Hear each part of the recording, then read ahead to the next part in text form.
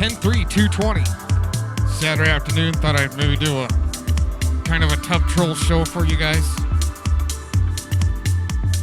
Want to name this one Troll, T-R-O-L-L, which the acronym could stand for Trustee Registered on Local Level.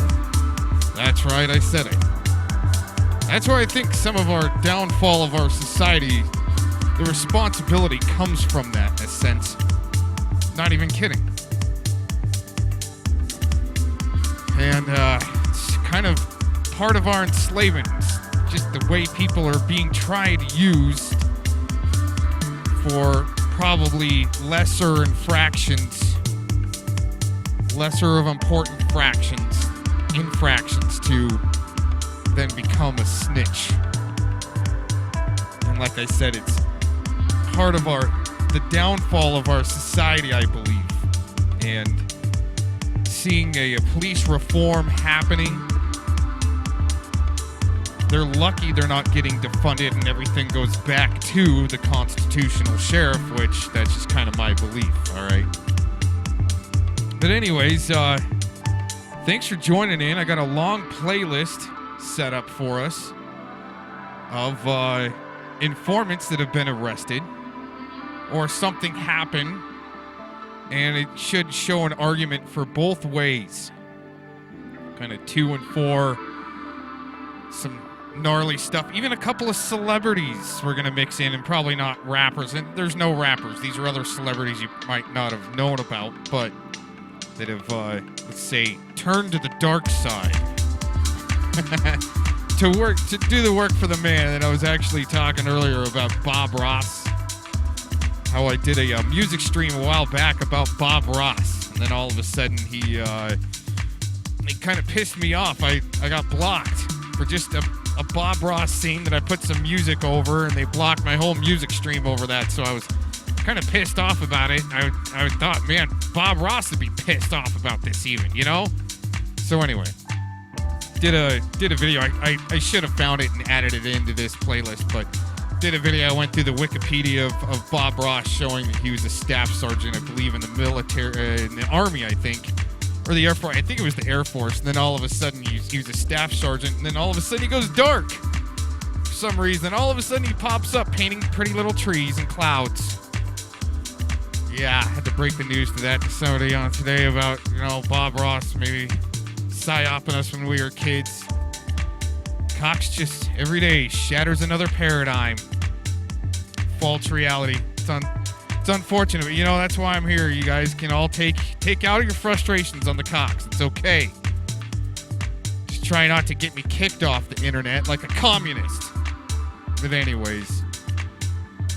Oh, jeez. Everybody enjoy your day. Kick back. I think this is going to be a long one, at least an hour and a half, maybe 2 hours. The first few cases that I want to go through of informants being used to take down, let's say, patriots, okay?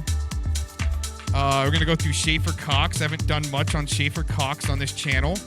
We're going to look at the informant, Swisher, that used stolen valor to help take down David Hinkson, which was doing, let's say, copper water, colloidal water out of Coeur d'Alene, Idaho, where he was, I believe, set up because they had to get him out of the way for what Bill Gates had planned in Africa, pumping water just with pumps, and Bill Gates supplying the pumps, but no other effects that should be going on there on these pumps to, let's say, filter the water at least, so that way you're just not pumping poisonous water. But it seems as though they had to have a guy like David Hinkson, his ideas squashed and put away.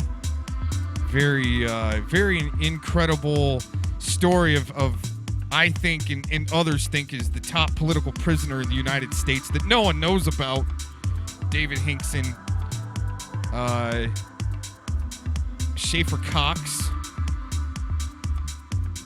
But anyways, got a long playlist going here, and everybody kick back, enjoy the ride, And try not to fight in the chat room. This is going to be a premiere. I'm just recording this because I just don't want to get messed with on the connection on this one. So, recording, uploading later. 10-3-2-20. Thanks for joining in. You guys rock. Enjoy your afternoon. I don't think I'm going to be getting on the microphone too much unless I get triggered on something. But a lot of these videos I haven't seen yet, so... Then there was also some Schaefer Cox video that I pulled up that they were recording Schaefer through the vent of a car, through an air conditioning vent or a heater vent. Yeah, kind of interesting there. Oh my gosh. Anyways, I found a tribute song to Schaefer Cox, so that's playing in the background over this video. Everybody have a good day. Thanks for tuning in.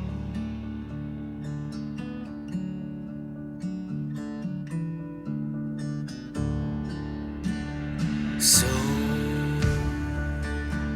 you finally hear my pleas through these walls from my knees, and these walls stretch out like an ocean,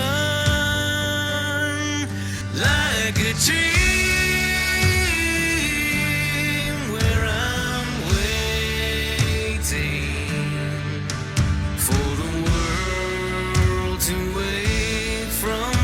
Sleep. Haven't I given all? Here I stand, ere I fall. Someday soon I'll be free. What a day that will be. Oh, the war's already won. The lies are scattered and undone. Now there's only time between me and what is mine, and the truth will shine through in the end. Until then, didn't I stand, there I fall. Someday soon I'll be free. What a day that will be.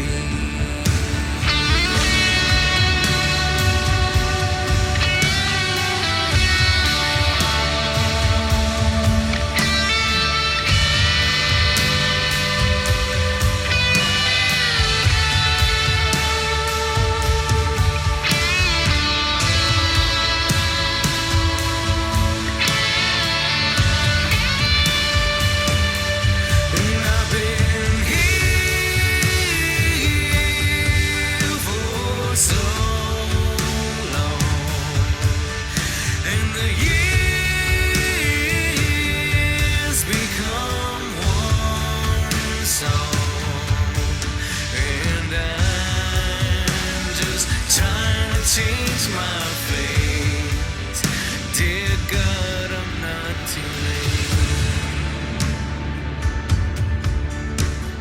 Haven't I given all? Here I stand, there I fall. I am you, and you are me. We are one, don't you see? 'Cause I was made for greater things. Dungeons have made many kings. One day soon I will be through the veil. Wait for me. One day soon I will be through the veil. Wait for me.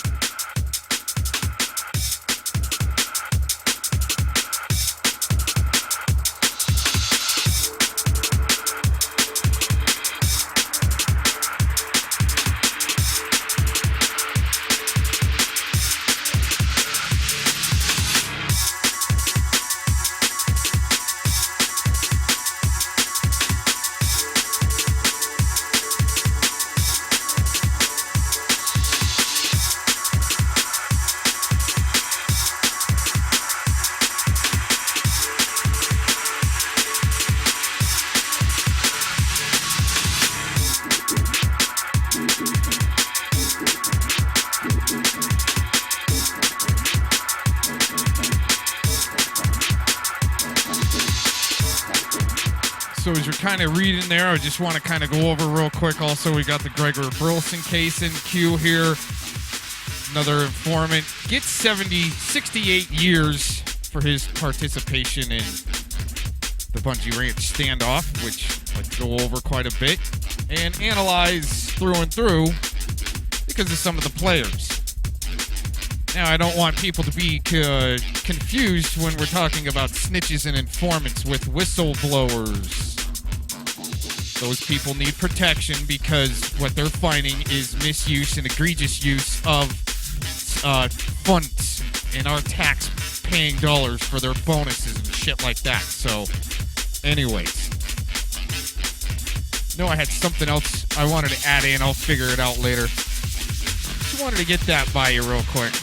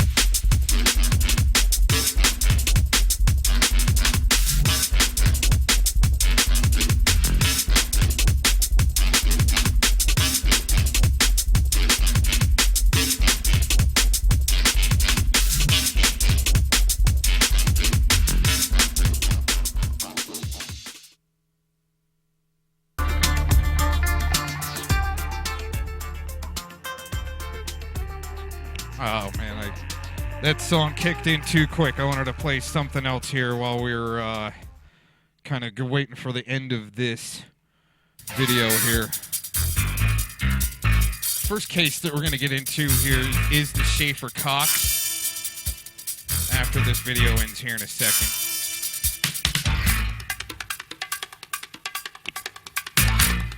This is talking about informant Aaron Bennett with the, apparently with the FBI. Friends of Schaefer Cox, even I think childhood friends, so. It's October the 10th, the year 2017. I have just did the calculation.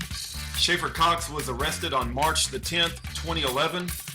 And that means Schaefer Cox has been in prison 2,406 days. An innocent man has sat in prison 2,406 days. My wife tried to read one of his prison letters on a radio show this morning, and all of a sudden the quality goes bad, as it is many times. Anytime we try to talk about Schaefer Cox with Pastor James David Manning, the quality goes terribly bad. But I would like to address in this particular video the topic of whether Aaron Bennett is an informant. I would like to address it head on. I got a letter from Schaefer today. I don't have approval to read it, but he didn't make it private either, so I just want to lay everything I know out on the table. This right here is a USB hard drive. I hope you guys can see that. It's 2 gig. I believe it's 2 gig anyway.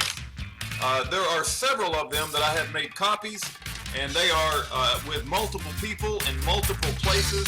So even if you raid my house and take that hard drive away from me, rest assured that that data, Schaefer's discovery data from the FBI, exists in multiple places. Many people will say we just should focus on Scrocky and not focus so much on Aaron Bennett. Well, I appreciate everybody having an opinion. I don't necessarily agree with everybody. I think if I think if Aaron Bennett is an informant, that's reason enough to overturn the case, and Schaefer should walk right out of prison. If Aaron Bennett is an informant, that's a Brady and Napu violation, and we know Scrocky is a damn liar. Scrocky is an absolute liar from the pit of hell. He doesn't just incompetent, he doesn't just twist the truth, he knowingly lies about the truth to keep an innocent man incarcerated, and Scrocky's job, his career, his legacy, his future depends upon the fact that Schaefer Cox is a mass murderer and terrorist. If Schaefer Cox is not a mass murderer and terrorist that wants to murder federal officials, and if he's actually a good guy that we know he is, then Scrocky becomes an evil son of a gun for putting an innocent man in prison. The same goes for Bill Fulton, that's writing a book to profit off of his role in setting up an innocent man. But this question comes, is Aaron Bennett an informant? Well, what's your definition of informant? I'm gonna give you the Google definition of informant, but my definition of FBI informant is anybody who picks up the phone and informs the FBI of anything. I don't care if it's for personal gain, to snitch on your neighbor, if it's for financial gain, you just do it because you're just a nosy Nelly and you want to call the FBI. If you inform the FBI about anything, in my mind, that makes you an FBI informant. If you look up the word informant on Google, it'll come up with I call it Wikipedia. We know Wikipedia is evil, but I'm going to use their definition of the word informant. It says the term is usually used within the law enforcement world, where they are officially known as confidential or criminal informants, and can often refer pejoratively. I refer to any informant as a pejorative. It's a narc, it's a rat, it's a sellout. The FBI, along with the CIA, along with the Joint Terrorism Task Force, along with the Counterterrorism Unit, is one of the most evil organizations this country has ever produced. And almost every single person that works for the FBI worships Satan. Now, you guys think I'm going overboard? I'm not going overboard. I used to think there are probably some good apples, but the good apples have long since been weeded out, and the whole batch is bad. And so let me say it again. Everybody that works for the FBI is a satanic, absolute sellout to the New World Order, and they will sell their neighbors out for money and filthy lucre. And so I got no respect whatsoever for the FBI or their informants or their fantasy forensics. How they use complete crap in the courtroom to work with the Department of Justice to set up innocent men and women in this country, and they go after political dissidents. But I'm getting off track. Let's go back to the word informant. It says can often. Weird people. I got a bunch of weird people always trying to contact me all the time. I've got doxes on all you bitches. Refer pejoratively, and I certainly use the word informant pejoratively, to the supply of information without the consent of the other parties with the intent of malicious, personal, or financial gain. There you go. So if you call to provide information to the FBI, that makes you an informant. I got a letter from Schaefer today. Let's read it. I'm going to read the entire letter later, but I want to read a portion of it, just the first page right now as it pertains to Aaron Bennett. Now, Schaefer didn't say to make this public, right? But I'm going to make this public, right? He says, Dear Rudy, I got the book Blind Injustice. Okay, if you haven't read the book Blind Injustice, you need to read it. It's very, very good. It looks good. Sometimes books like that are hard for me to even read. The system is just so evil, but I'll get my courage up and plow through it. Schaefer knows all this firsthand. He doesn't need to be reminded, but I just wanted him to have a copy of the book. Bennett's threats to expose crimes I've committed. Now, Aaron Bennett's all over the internet, like exposing he's going to go to the media and he's going to expose Schaefer Cox and he's going to tell everybody who the real Schaefer Cox is. Aaron Bennett is nothing but bluff and bluster. He doesn't have anything on Schaefer Cox, and he's threatening to destroy Schaefer Cox. And so if he wants a war, then a war he'll get. Bennett's threats to expose crimes I've committed that he knows about is pure bluff. I never committed any crimes at all, much less with him. He's just trying to control you guys by intimidating you. Don't fall for it. Besides, the statute of limitations is up on anything anyway. I've been in prison for 7 years, 2,409 days. So even if you thought Bennett was telling the truth, his threats are still empty. Well, you know what? I don't think Bennett's telling the truth. That's just my personal opinion. If you guys want to fall for Bennett's lies, that's up to you. Schaefer goes on to write, Bennett is a federal informant. That's admitted in the discussion to withhold his informant file under the exemption for informants, according to the Executive Office for U.S. Attorneys. But I know what it's like to be falsely accused. So I'll give Bennett an easy way to prove he's not an informant. Have him fill out disinformation release and send me a copy. Now I'm going to go to a form that was provided in the letter that Schaefer sent that arrived in my mailbox today. So what Schaefer is referring to right now is a form that I'm going to show you here in a second, and it came in the same letter. But let me back up and reread that in case you're missing the narrative on what's going on. But I know what it's like to be falsely accused, so I'll give Bennett an easy way to prove he's not an informant. Have him fill out this information release and send me a copy. If he does that, FOIA will release his file to me, and that will settle it. If he's not an informant, he'll jump on this opportunity to prove it. If he is an informant, he'll get mad and make excuses. Let me say this. Right before they cut off Schaefer's core links, which I was using to communicate with Schaefer multiple times a day, Aaron Bennett and Schaefer had made core links communication, and I wanted to put them in direct contact with one another because I wanted them to be able to communicate and settle whatever this disagreement is about whether Aaron Bennett's the foreman directly. I wanted to remove myself and hook those two up together. Finally, Aaron Bennett agreed to it. Finally, it was happening, and then all of a sudden, for whatever reason, you can use your imagination. They shut down core links communication, and they cut off Aaron Bennett's ability to communicate with Schaefer. Why do you think they did that? I just wonder why. That's kind of interesting, isn't it? Anyway, he said if he's not an informant, he'll jump on this opportunity to prove it. If he is an informant, he'll get mad and make excuses. I know the answer, but the rest of my countrymen deserve the truth about Bennett. Well, I'm going to show you that form. That form that Schaefer is talking about is right here. I've got a copy of it. I can print it out. I can make it available on Dropbox. I can mail it to Aaron Bennett. It says certification of identity. It talks about full name of requester, citizenship status, social security number, current address, date of birth, place of birth, and it's got a place for your signature and the date. So Aaron Bennett doesn't need to provide this to anyone, but simply mail it into Schaefer at his prison address. So if you want to prove that you're not an informant, fill out this form, mail it to Schaefer, and we can be done with that. But I got a coup de grace here, okay? I'm fixing to show you what I believe is 100% proof that Aaron Bennett is an informant. How do you define the word informant? It's anybody that picks up the phone and calls the FBI to inform them of anything. I'm not taking credit for locating this, but it has been brought to my attention. Like I said, I have this hard drive, and multiple friends of Schaefer have the same hard drive. Copies of this hard drive.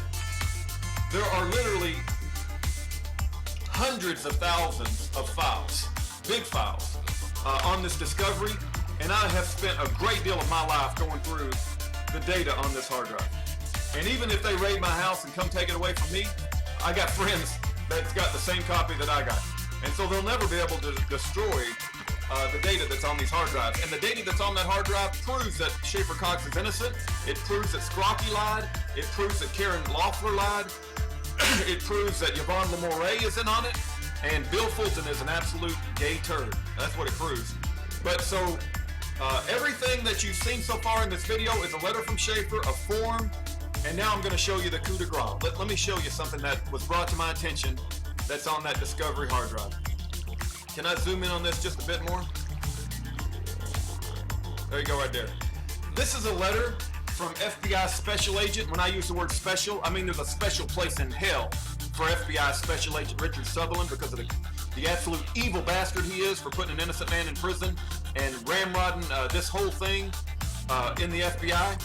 But it's from Richard Sutherland. Many of you guys remember Richard Sutherland because I put out an interview where Richard Sutherland interviewed Schaefer Cox just after he was arrested, and it was a classic interview where Schaefer maintains his innocence, and Richard Sutherland constantly is lying during the interview about the role of Gerald J.R. Olson, Hell's Angel wannabe, and it's just classic good versus evil. Richard Sutherland being the evil and Schaefer Cox being the good.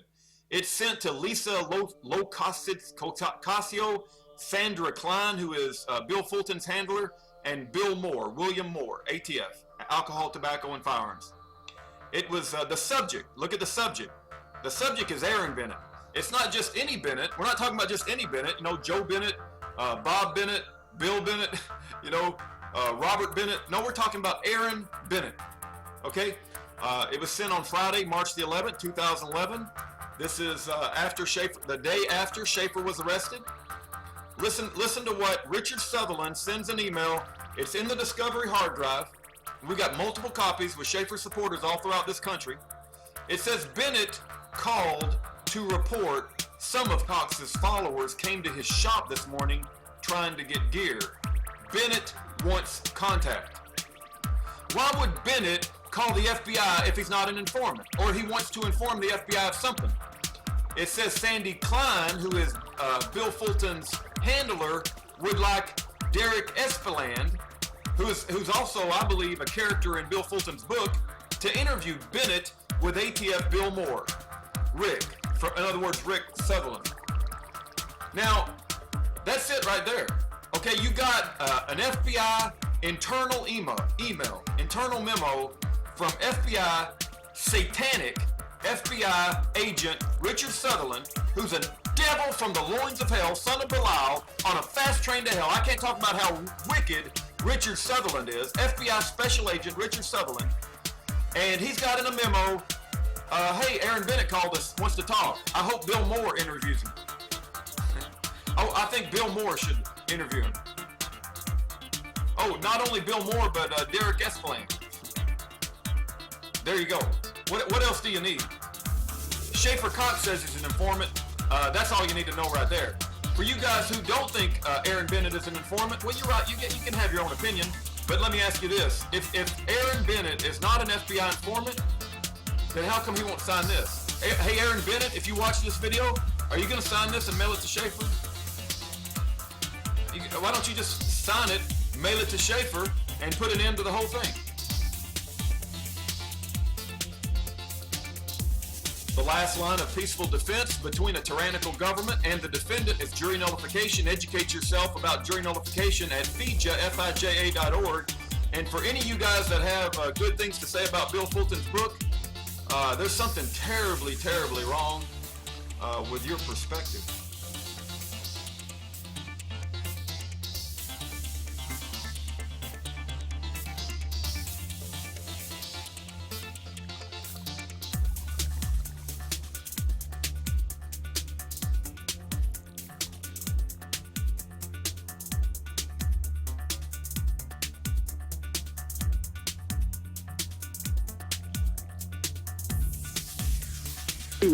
What the bullshit was he was talking about?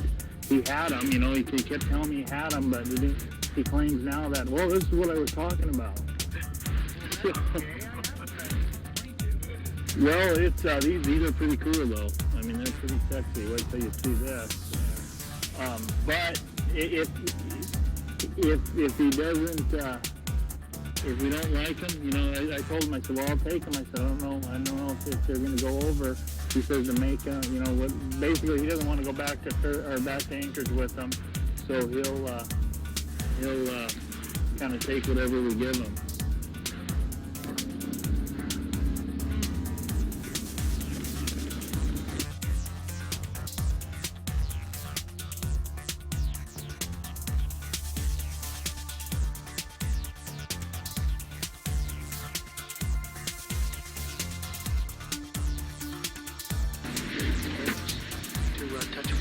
Because if we give them back to them,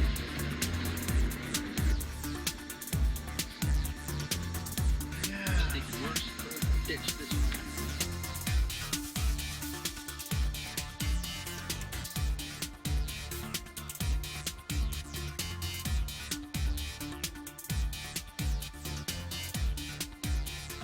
This is just like the movies when the drug dealer says, "This is not what I ordered." Just like the movies.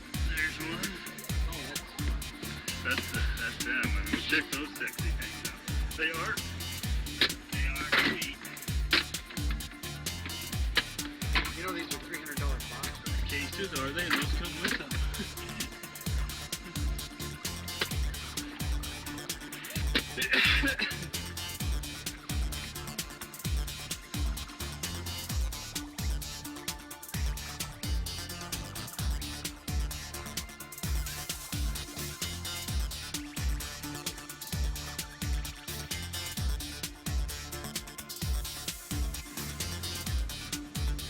I don't know.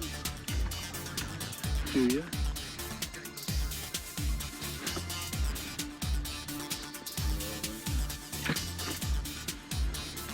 How we doing? Good. Hold on, look, we're just waiting to meet a guy here. Dan Henry? Yeah. Yeah, that's his truck over there. He's gonna haul a load out for us. He runs for Alaska West. You know. Is this your place here, or? Oh, really?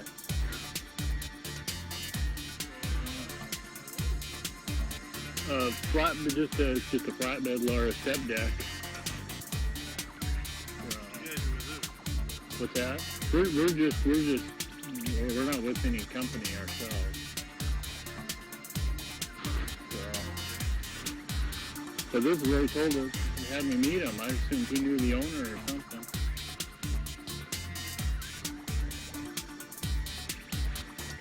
Well, the reason I'm here is there's a whole line of guys out there with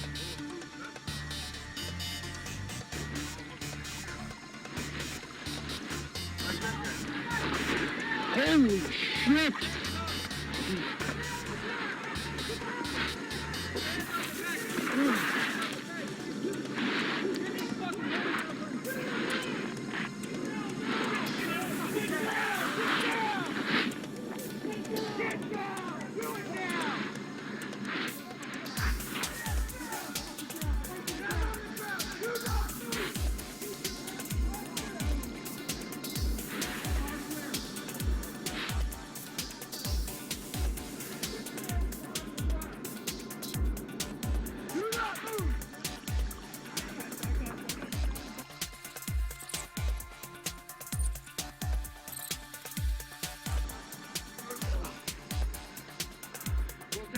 I'll get that shit later.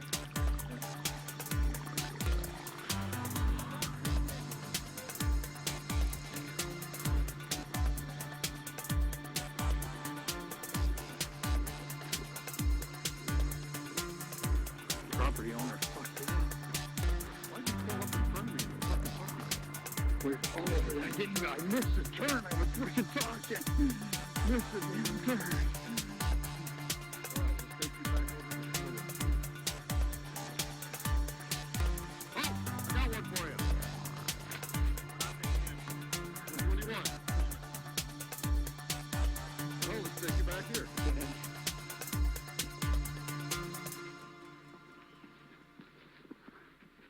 Yeah, we were blabbing back and forth, and I all nerved up and fucking missed the turn.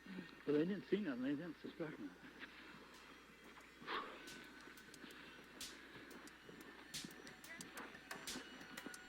Can't hear you. Who's transporting?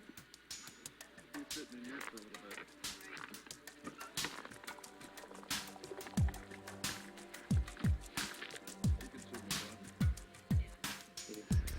Get it?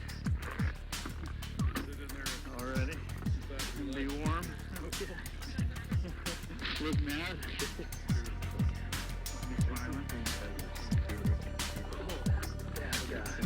That's a property owner. He pulled in and he's like, what's going on here? And he said, so we're doing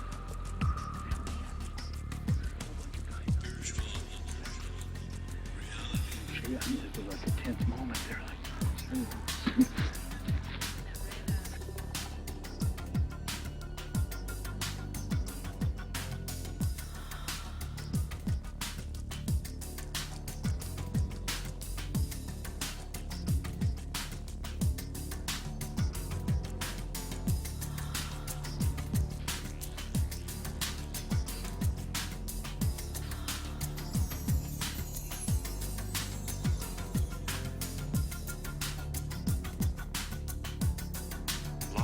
Sun reports on Greg Burleson's sentencing. A federal judge sentenced the Phoenix man July 26, 2017 to 68 years in prison for his role as a gunman in a standoff that stopped federal agents from rounding up cattle near the Nevada ranch of anti-government activist Clive Bundy 3 years ago. Prosecutors had sought a maximum sentence of 73 years for Gregory Burleson after he was convicted of threatening and assaulting a federal officer, obstruction and traveling across state lines in aid of extortion. But Chief U.S. District Judge Gloria Navarro in Las Vegas knocked 5 years off the recommendation, noting that the 53-year-old Burleson has gone blind, has serious health issues, and was once an informant for the FBI. Burleson's attorney, Terrence Jackson, said he will appeal. Navarro said she believed Burleson and other armed men used scare and bullying tactics to put federal agents in such mortal fear that they abandoned attempts to enforce court orders to round up Bundy cattle in April 2014. Navarro said the government employees suffered lasting psychological harm as a result of the encounter. Even though a shot was not fired, the judge declared the injuries were very real. Bundy is a states' rights advocate and a leading figure in a decades-long fight by ranchers and others who maintain the federal government has no authority over vast stretches of public lands in the western United States. Defendants in the case have maintained they were moved not by anti-government sentiment, but instead by images of U.S. Bureau of Land Management agents using stun guns and dogs against Bundy family members. Burleson was not working for the FBI when he called for Arizona militia members to go with him to the Bundy Ranch, and he didn't apologize Wednesday for traveling to the scene of the tense standoff. The confrontation pitted heavily armed federal agents at the gates of corrals where several hundred Bundy cattle had been rounded up, against men with assault rifles on an Interstate 15 overpass and hundreds of protesters in a dry riverbed below. Yes, I was down in the wash, Burleson told the judge. I did not go with the intention of killing anybody or assaulting anybody. It wasn't a planned tactical assault, as the government says we did. Burleson also conceded, later posting alcohol-fueled rants and raves on Facebook about his role in making the government back down. Defense attorney Jackson characterized Burleson as mesmerized by his fame after a photo was widely circulated showing him holding a rifle in sort of a combat pose. It made Mr. Burleson feel important, Jackson said. Burleson didn't testify during his April jury trial. Jurors found co-defendant Todd Engel, 50, of Idaho, guilty of obstruction and traveling across state lines in aid of extortion. Engel could face up to 30 years in prison at sentencing September 28. 2 months of testimony failed to reach verdicts for 4 other defendants who are being retried. Clive and Bundy, his sons Emmett and Ryan, and 2 other defendants are due for trial later in 2017. 6 others, including 2 other Bundy sons, are slated for trial in 2018. All right, we're out here at Las Vegas, Nevada. It's a federal courthouse, the Lloyd George, is that right? Federal courthouse here in Nevada. This morning, at 8 this morning, we went to Greg Burleson's sentencing hearing. He was convicted of count 5, assault on a federal officer. Count 6 is a 924C attached to count 5, use and carry of a firearm. Count 8, threatening a federal officer. Count 9, this is another 924C, use and carry of a firearm in accordance with that crime. Count 12, obstruction of justice. Count 14, interference of interstate commerce. Count 15 is another 924C attached to count 14, and count 16, interstate travel and aid of extortion. So they went through the point system upstairs, and his point system ended in a base level of 32, with some additions, which give him, what was it, a 65? No. No, he was given 10 points and upward. additions to 42, I think. Yeah, they ended at a 42 point. Correct. Okay. And so we went through this. His lawyer Jackson requests leniency for past working with law enforcement, requests leniency for his medical issues. He says that he didn't know at the time, but he should have put him under a mental evaluation so that he could use that for an insanity defense or a mentally incapable defense. Also request for leniency for his physical issues, his medical issues, his alcoholism, his physical impairments. Also a request because of his hardship, being in the prison system, being blind. So the judge goes and she says she's going to give the request for leniency for his past working with law enforcement because it was voluntary and he wasn't getting something from it. I believe that means like he wasn't sentenced and then agreed to roll on someone so that he would have a lesser sentence himself. So she did give leniency for that. She also gave leniency for physical impairment and alcoholism, but wouldn't do both, saying that the two were the same grounds. So she kind of linked them together and knocked 10 points off for that. They did add 2 points for the terrorism adjustment, it being valid because this was an act of terrorism against the government. She went into a long-winded explanation of how horrible these charges were and how the victims suffered dearly. There were federal agents, BLM agents in the courtroom that she gestured to about them when they had tearful testimonies on the stand of the fact that they are still dealing with this today, even though no shots were fired. She went in to say that the mental harm on these people is so much worse than physical harm. If they had actually been shot, they could recover from that, but they cannot recover from their mental anguish that comes from this this act of terrorism. One thing that I want to point out right there is that the Gregory Burleson case being the first here in the Bundy trials, and with him being convicted, getting sentenced, that set the precedence for the rest of the tiers. She said these folks were just trying to enforce the law, and that what they were received with could be construed as childhood playground bullying tactics. Oh.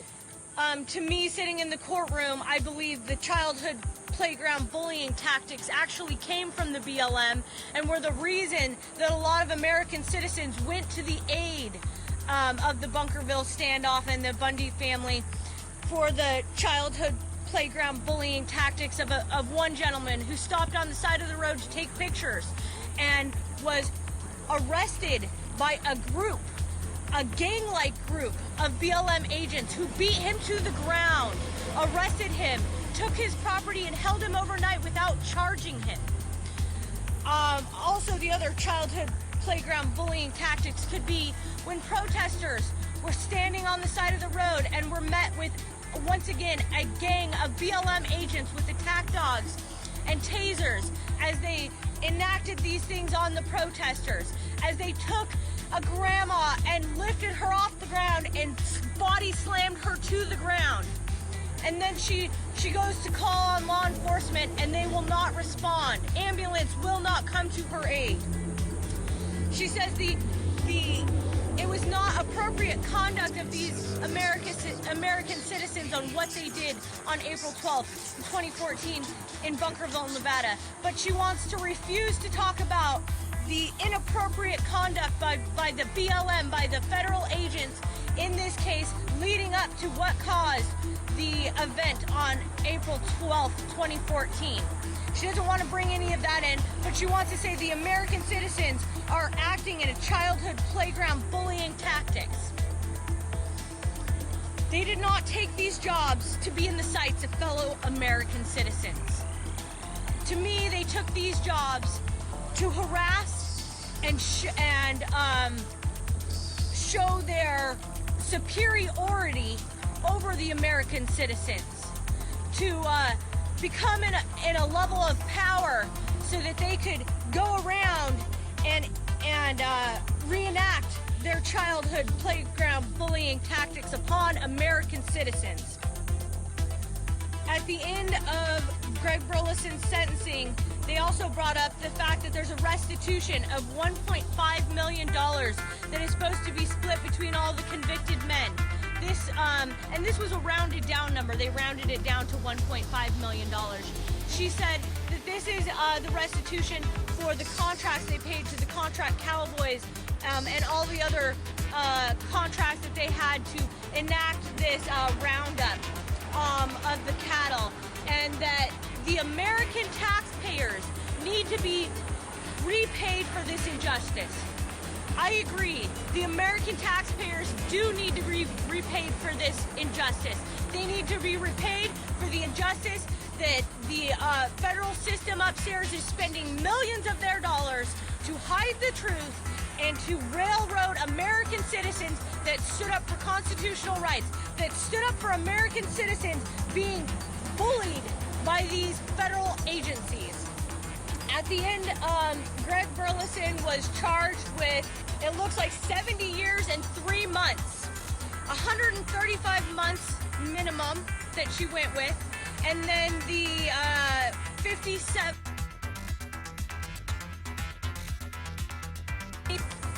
Okay, looks like we came back, so I'm going to repeat this. We're moving to try to get better signal. So once again, he was sentenced to 135 months minimum, so she did go minimum, not maximum there.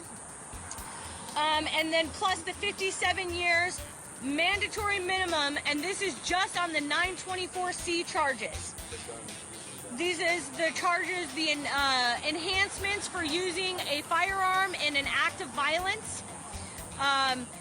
Once again, here is our penal system using mandatory minimums to make sure that people go to prison. Now you think, when you're voting for these mandatory minimums, you think that you're doing the right thing. These violent criminals, they need to have these mandatory minimums. Tell me one case where there was a violent crime that they are not given the time that they deserve. Mandatory minimums, the only purpose of that is to ensure that the American citizens go to jail for lengthy periods so that the federal government and the private prison industry can make money off of these people. I will stand here and say never, never, never vote for a mandatory minimum. There is no reason. If the crime is heinous enough, the judge will enact the right amount of sentence for that crime. There is no reason to put a mandatory minimum in there because the mandatory minimums are just to ensure that they spend extra long amounts of time in jail so that the federal government and the private prison industry can make as much money as possible on them. So he's going to serve how many total years? He's going to serve 70 years and 3 months with also 3 years probation after the fact. Now, she was a little more lenient towards Greg inside than she has been to Jerry DeLoomis and other people. I want to say that Greg's point system was very close to Todd's point system, and Todd was only convicted of 2 charges, no 924Cs. So I believe that that's for the pure fact that she fully knows that he will die in prison anyways.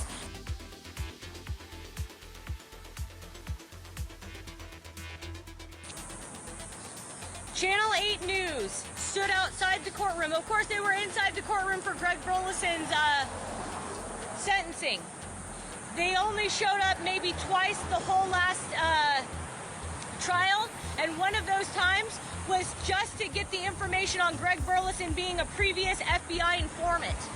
This news outlet, they are fake news. They don't even sit in the courtroom and get the truth, and they come down and harass people as they're leaving the courtroom. Greg's parents were trying to leave the courtroom today, and they tried to follow them down and harass them. They were doing an interview with his lawyer and then pulled off as soon as they came out. Luckily, the supporters were here to try to make a barrier so that they could not get to the family. You have to understand that this is very hard for families to sit inside. It was extremely hard for myself to sit inside and listen to the injustices that were going on. And the way I hear it, this was better than Jerry DeLoomis's hearing in the way that the judge was acting. We go back in to have Agent Swanson on the stand, which we will talk about at the end of the day today. Lots of changing of stories going on inside today. I'm going to pass it over to Anthony DeFew and let him give his outlook on what happened with Greg today. I think what I want to explain is how the sentencing process works. So you're convicted of various crimes.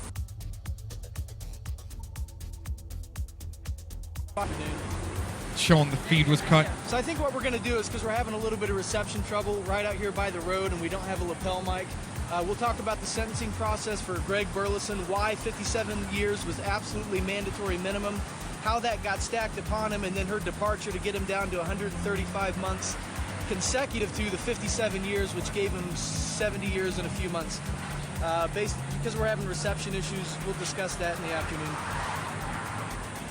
Like I said, once again, no victim, no crime, no shots were fired, yet these people are charged with 3 different 924Cs. There was initially 4 different 924Cs. They dropped 1 count before we started the first trial inside. I can't push this enough. No victim, no crime. If you ever go to the ballot box and there's a mandatory minimum on there, do not vote for it. There is no reason to add mandatory minimums to anyone. If the crime is heinous enough, the punishment will be heinous as well. So, no reason to vote mandatory minimum. It's being enacted on people, everyday Americans. And once again, the Patriot Act is being used here, the enhancement for terrorism. It's an injustice to the American citizens. What's happening here needs to go everywhere. No victim, no crime. 3 men known as supporters of Rancher Clive Bundy thought they were being interviewed by a film crew. Turns out it was the FBI. It's a new development in a federal trial which the I-Team's Vanessa Murphy has been covering. She was in the courtroom today and has more from federal court. We saw interviews with 3 defendants in court for what they thought was a documentary called America Reloaded. But no, instead these interviews were used as part of a federal case against them because the film crew was actually made up of undercover FBI agents. Just a real quick, we've actually done here at the McKay COX Studios, we've done shows about Miss Vanessa there. Let's go back real quick. We've done shows actually during the Bundy trial. We did a show here about Vanessa, and there was some type of scandal going on with her hair extensions and her Valley Girl attitude in her reporting. Just wanted to let you know about that as a community awareness. Okay, there was some type of scandal that she was wearing some pretty bad hair extensions, and then she had to take them out. And the Bundy trial just kind of exposed her. Let's put it that way. Anyways, keep on going. But no, shutting up. Instead, these interviews were used as part of a Cox is federal shutting case up. against them because the film crew was actually made up of undercover FBI agents. What really stood out today, the interview with defendant Gregory Burleson, who said he was ready to kill federal agents, that he helped organize the standoff against them and showed up with guns and ammunition, and was disappointed things ended without blood. Burleson and 2 other defendants described their version of events surrounding the armed standoff in Bunkerville. Little of a bit of conflicting story there with what happened with the court case and what Vanessa Williams from News Channel 8 did with her extremist hair extensions prior to this. 3 years ago, Rancher Clive Bundy led a fight against the federal government when the Bureau of Land Management tried to remove his cattle, which were illegally grazing on public land. A total of 6 men are on trial now, accused of conspiring with Clive Bundy and others and pointing weapons at federal agents. So again in court, we saw 3 interviews for a fake documentary, and defendant Gregory Burleson saying on camera he wanted to put federal agents 6 feet under because he believed they were breaking the law and abusing their authority. Actually, that's not accurate. He stated that he would do that if federal agents fired upon the people, and that's what was left out of this. I don't know if it came up in the court case, but as far as Gregory Burleson's case goes, they gave him alcohol apparently. No, it's on film. That's not an apparent. They gave him alcohol. The federal agents that were the film crew gave him alcohol. Didn't tell him that they were recording, and asked him if he would do that, and he said yes, I would put him 6 feet under if they fired upon the people, and that was all left out somehow. Cattle roundup, which was the main reason for that standoff, was court-ordered. Now, back here outside the federal courthouse, supporters of these defendants are outside. They've been outside here every day of this trial. By the way, the government has faced criticism in the past for going undercover in an operation like that. Some say it puts journalists in danger. Vanessa Murphy, 8 News Now. By the way, Cliven Bundy and his sons are also facing charges. The trial against them expected to start after the current one.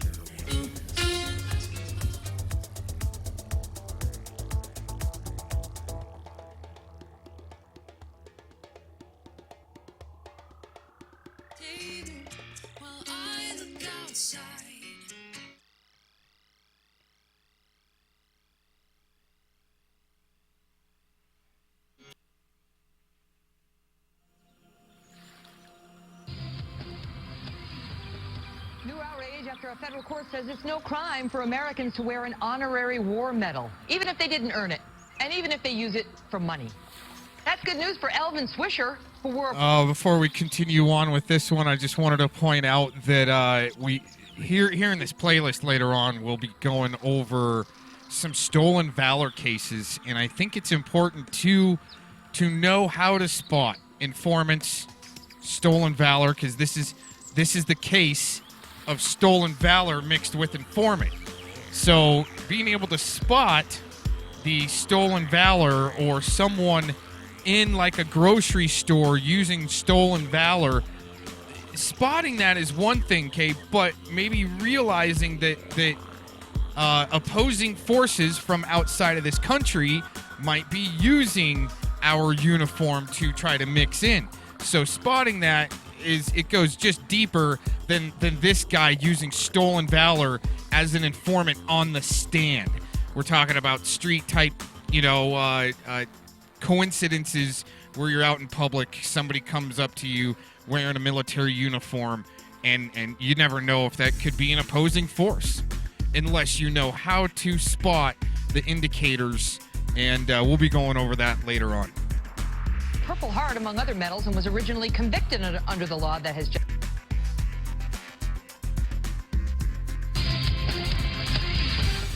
New outrage after a federal court says it's no crime for Americans to wear an honorary war medal, even if they didn't earn it, and even if they use it for money. That's good news for Elvin Swisher, who wore a Purple Heart, among other medals, and was originally convicted under the law that has just been tossed out. Attorneys Mark Eiglarsh and Andel Brown are with me now. Andel, you agree with this? I absolutely do not agree, Megan. It is disgusting, and it cheapens the sacrifice that the men and women in uniform have made, that anyone can just walk up and put on a medal and act as if they've earned the honor and respect that we have for the sacrifice our men and women in the military have made. Mark, you got to give it to Elvin, outrageous. Who came up with a big story about how he had a secret mission to North Korea in 1955 and got all these medals, but he was told to keep them a secret. It was all BS to get disability benefits. An inmate at a federal prison. This call is being recorded and is subject to monitoring. Hang up to decline the call or to accept. Dial 5 now. If you wish to block any future calls of this nature, Hello, sir. David, I would like to focus our conversation, if you don't mind, on some of the action items you mentioned earlier about things that need research for your innocence. Okay. Not only that. Before you go on, I don't want to interrupt you, but I found a Fox News article on Elvin Joe Swisher. Before I move on, I just wanted to let you know this is about the David Hinkson case, where I was talking about earlier with the story of Bill Gates putting pumps into Africa and this is actually David Hinkson that was supposed to be part of that deal or something. This is how far I haven't gotten with this case, but there was supposed to be some type of deal with apparently Africa, probably Bill Gates involved, and they actually pulled out David Hinkson a couple years ago out of Chow Line, 2 years ago, pulled him out of Chow Line and recharged him with RICO violations or charges, so then those deals would fall through with Africa. So it kind of shows you how the railroading of ingenuity goes, and once again, using informants for the downfall of our society. Was by Megyn Kelly, and she had 2 talking heads, and I would like to play this for you about how evil this, I can't even think of an evil enough word to use to represent this guy, but he is the main reason you sat in prison for the past 15 years. Do you mind if I play this news article that came out? It's kind of like a little video clip. It's a 2-minute clip. Can I play it for you, and then you get your commentary? Sure. Okay, here goes. This is Megyn Kelly with Fox News reporting on Elvin Joe Swisher. New outrage after a federal court says it's no crime for Americans to wear an honorary war medal, even if they didn't earn it, and even if they use it for money. That's good news for Elvin Swisher, who wore a Purple Heart among other medals and was originally convicted under the law that has just been tossed out. Attorneys Mark Eiglarsh and Andel Brown are with... So that's interesting. Maybe with the David Hinkson case, it was the double-edged sword they needed to throw a bunch of stuff out to allow stolen valor to be used as far as on the stand to testify, and maybe informant type. I don't know exactly. That's kind of interesting, though. Now, Andel, you agree with this? I absolutely do not agree, Megan. It is disgusting, and it cheapens the sacrifice that the men and women in uniform have made, that anyone can just walk up and put on a medal and act as if they've earned the honor and respect that we have for the sacrifice our men and women in the military have made. Mark, you got to give it to Elvin, outrageous. who came up with a big story about how he had a secret mission to North Korea in 1955 and got all these medals, but he was told to keep them a secret. It was all BS to get disability benefits. We can all agree that what he did was outrageous and offensive, and that what should be done is public humiliation. Everybody look at this guy and use your free speech to let everyone know how you feel about it. However, the appellate court had to follow a 2012 Supreme Court ruling which made it very clear that it is constitutionally protected speech to lie about military service unless it's under oath, so it would be perjury, or you use it to get money, which would be fraud. Well, then we're going to make it illegal if he tries to use it for money, Andel. That's how they tried to get him. It's not what he did. Absolutely. But I think the thing that Mark is missing is that the fact they talk about something of value, they act as if the only thing of value here is money, not the blood, sweat, tears, and sacrifice of those military individuals. You're not the honor that we as a country have to what they've done. Go ahead, Mark. Andel, you cannot win a legal argument with a moral argument. You are right morally. We all agree it's reprehensible. However, the minute you create language that says you cannot lie or misrepresent yourself, then all the politicians go to jail. Anyone wearing a New York Fire Department, they get in trouble. First Amendment territory. Gotta leave it at that. And just ponder that during the commercial break. All right, I wanted you to hear that, David. And also, did this man represent himself as a Purple Heart war hero when he was on the witness stand in front of your jury? Yes, he did, and not only that, but he rewrote that book. He rewrote that book where the man was putting the flag on the beach, Iwo Jima. Yep. He rewrote that whole book and put his name as the writer, and he made himself the hero. When you say he rewrote the book, yep. I think it was called Tales of My Father or something. It was a book about the front cover showed the American flag being stuck in the sand, and it was written by a Marine that was there in Iwo Jima. But he rewrote that book and put his name in the book as the writer and the person that was the hero. Oh, that's messed up. So this guy wrote a book and is claiming he's the one that stuck the flag in Iwo Jima?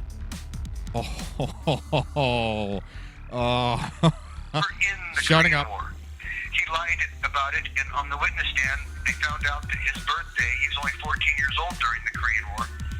So they changed the story in the middle of the trial, and he said he was Rambo and that he had gone on secret missions to rescue POWs. So they actually changed that. But there was about 400 Marines that were there angry. They wanted blood. They were angry at Mr. Swisher. Was it ever brought out before your jury that he's lied about his entire military record? Did your jury were they ever made aware of that before they convicted you? No, sir. Wow. They were not, and that's not considered new evidence right now by the Ninth Circuit. You see what I'm saying here? Yeah. So maybe you have a right to lie, but you said yourself a minute ago. The audio said a minute ago that if you're getting paid or it's under oath. First off, he told all these lies with his, under oath. That would be the first thing. And secondly, I'm supposed to die in prison based on his lies. And I now have an affidavit signed by one of the jurors in my trial. His name was Ben Casey. And Mr. Casey is very interesting because I'm told that he is Judge Lodge's wife's brother. Wow. You follow? Wow. Yeah. So Mr. Casey, they fixed the jury. Two of the jurors are related to the judge that put me on trial for hiring Swisher to kill. Okay? But incredible. You couldn't make this up. I do have an affidavit signed by Mr. Casey right now apologizing for voting me guilty. He said if he would have known the Swisher was a liar and didn't have that Purple Heart, he never would have convicted me. I can't imagine. Yeah. This is not new evidence, but listen to this. The same judges that ruled against me, okay, they also ruled against Trump on his travel ban. Wow. Three of the same judges. Are these judges on the Ninth Circuit Court of Appeals? Yeah. Yes, sir. Wow. This is incredible. I mean, the more that it becomes clear to me that this pathological, psychopath, child molester, sociopathic liar, child molester, has an entire life history. Has an entire. I don't want you to get sued. I don't want you to get sued for slander. So I want to correct the record right here, so you don't get in trouble. Okay. He went on trial for molestation. His daughters are only 5. I have affidavits. I still have them. Where they accused him of molesting them at age 5 to age 12. Okay. Okay. But he was never convicted of the offense because Dennis Albers, who's a horrible monster lawyer up in Idaho County, was the prosecutor at the time. And Mr. Albers was caught doing an ex parte meeting with the jurors on the side. And that threw the case out and Swisher walked. Incredible. Incredible.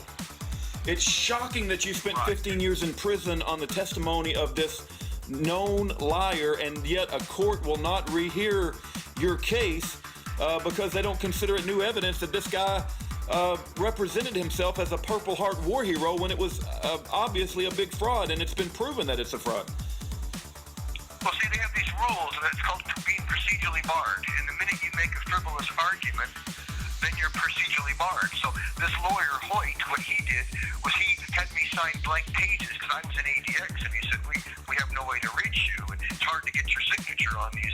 And he was my lawyer, but he filed all these briefs pro se in my name and put my signatures on the blank pages, you understand? Yeah. So he deliberately procedurally barred me, and he hired this guy named Tim Richardson to do my legal brief, and he did a crummy job. He even spelled my name wrong on this 2255.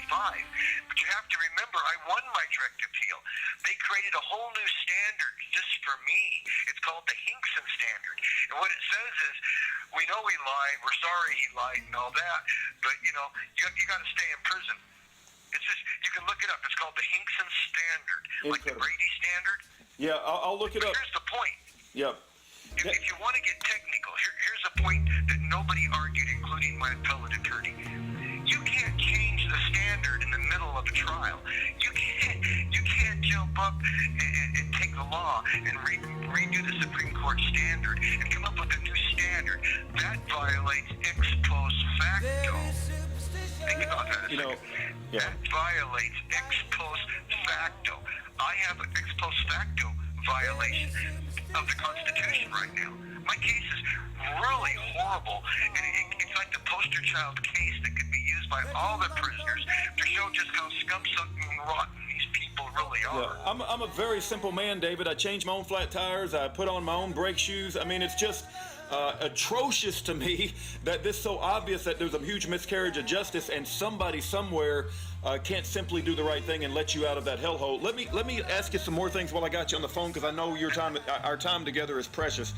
I was taking notes from your previous call, right? And you said that Joe Swisher claimed to work at the Fulton State Hospital, a psychiatric hospital, for 4 years. I looked up the address of the Fulton Hospital in Missouri.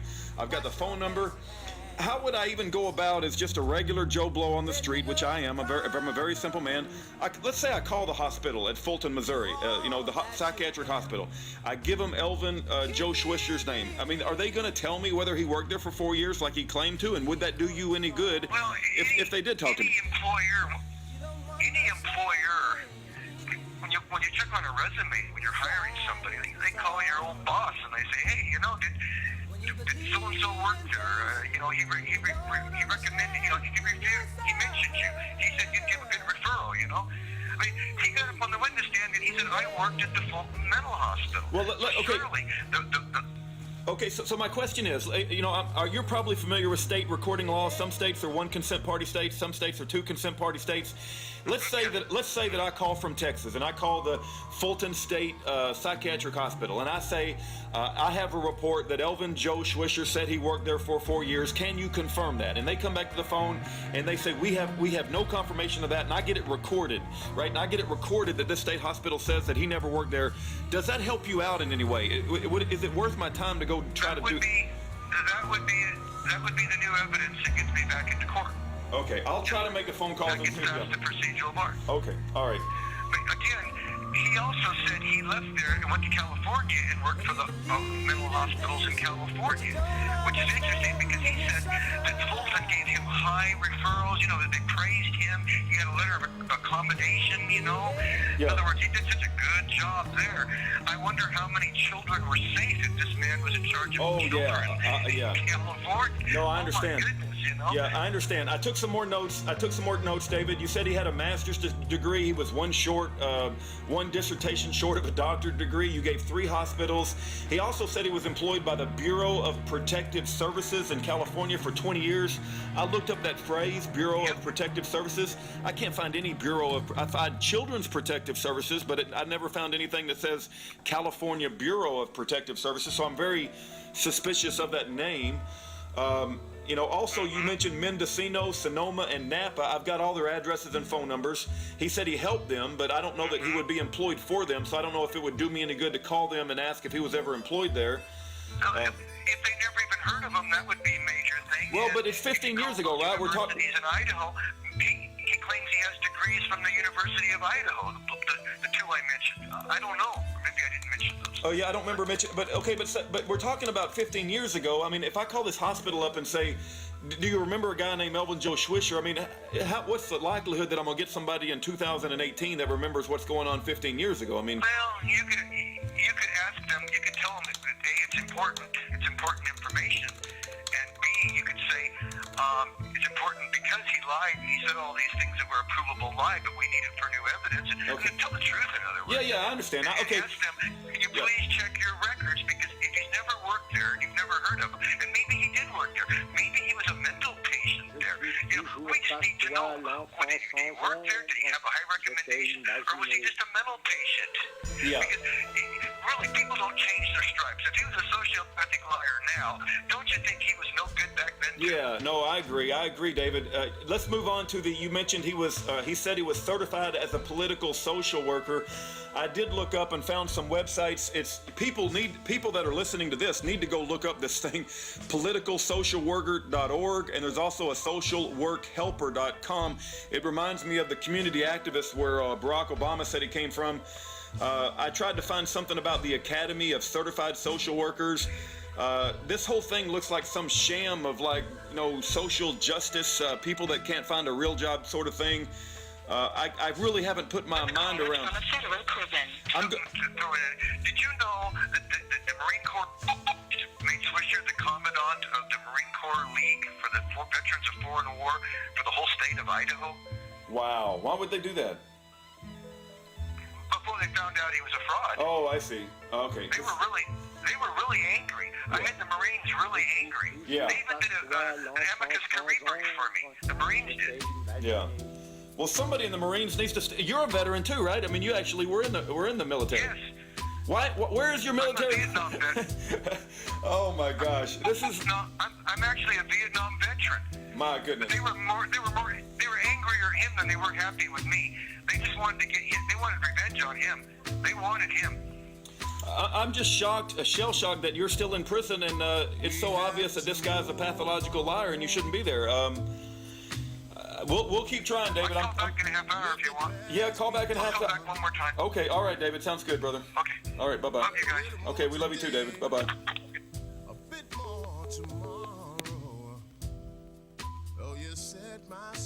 New outrage after a federal court says it's no crime for Americans to wear an honorary war medal, even if they didn't earn it, and even if they use it for money. That's good news for Elvin Swisher, who wore a Purple Heart among other medals and was originally convicted under the law that has just been tossed out. Attorneys Mark Eiglarsh and Andel Brown are with me now. All right, I wanted to share with you guys. David Hinkson has spent 15 years in prison. 15 years. And he's there because of the testimony of Elvin Joe Swisher. I got a letter in the mail today from David Hinkson, and this document I've considered incredibly impressive. It's an affidavit of a juror in David Hinkson's trial. His name is Ben S. Casey.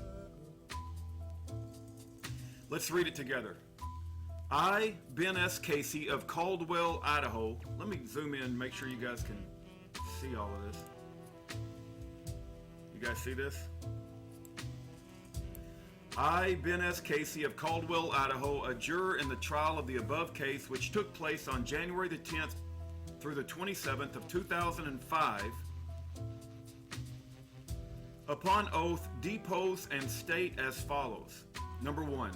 I am over the age of 18 years at the time of signing this affidavit, and I am qualified, competent, and knowledgeable to provide the information set forth herein.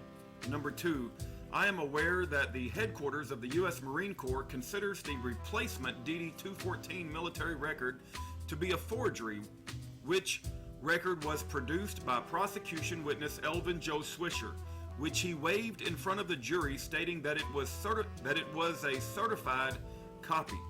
I am also advised that Mr. Swisher did not participate in a secret mission, did not have combat experience, and did not sustain injuries in Korea as he testified. Number 3, I was surprised that Mr. Swisher was allowed to tell such lies, which created the misimpression that he would be a good hitman candidate based on having been a decorated combat veteran and having participated in secret post-Korean War rescue operations. I am now informed such missions never occurred. These lies discredit him as a witness and therefore discredit the rest of his testimony. 4. I relied upon the credibility of Mr. Swisher when I cast my vote to convict Mr. Hinkson on counts 7, 8, and 9. 5. If I had known that Mr. Swisher was not a credible witness as to his U.S. Marine Corps service in secret missions, or that he lied about having had combat experience, or that he was not entitled to wear a Purple Heart, or that the military record he waived in front of the jury as a certified copy of his DD-214 was a forgery, I would not have voted for a guilty verdict on counts 7, 8, and 9. Further affiant saith not. Signed and sworn under penalty of perjury on this 24th day of February 2005, Ben S. Casey. That's 13 years ago.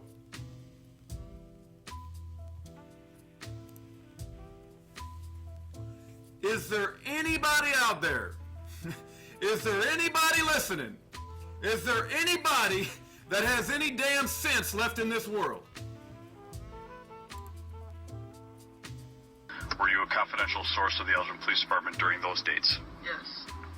Did you participate in an investigation during these dates? Yes.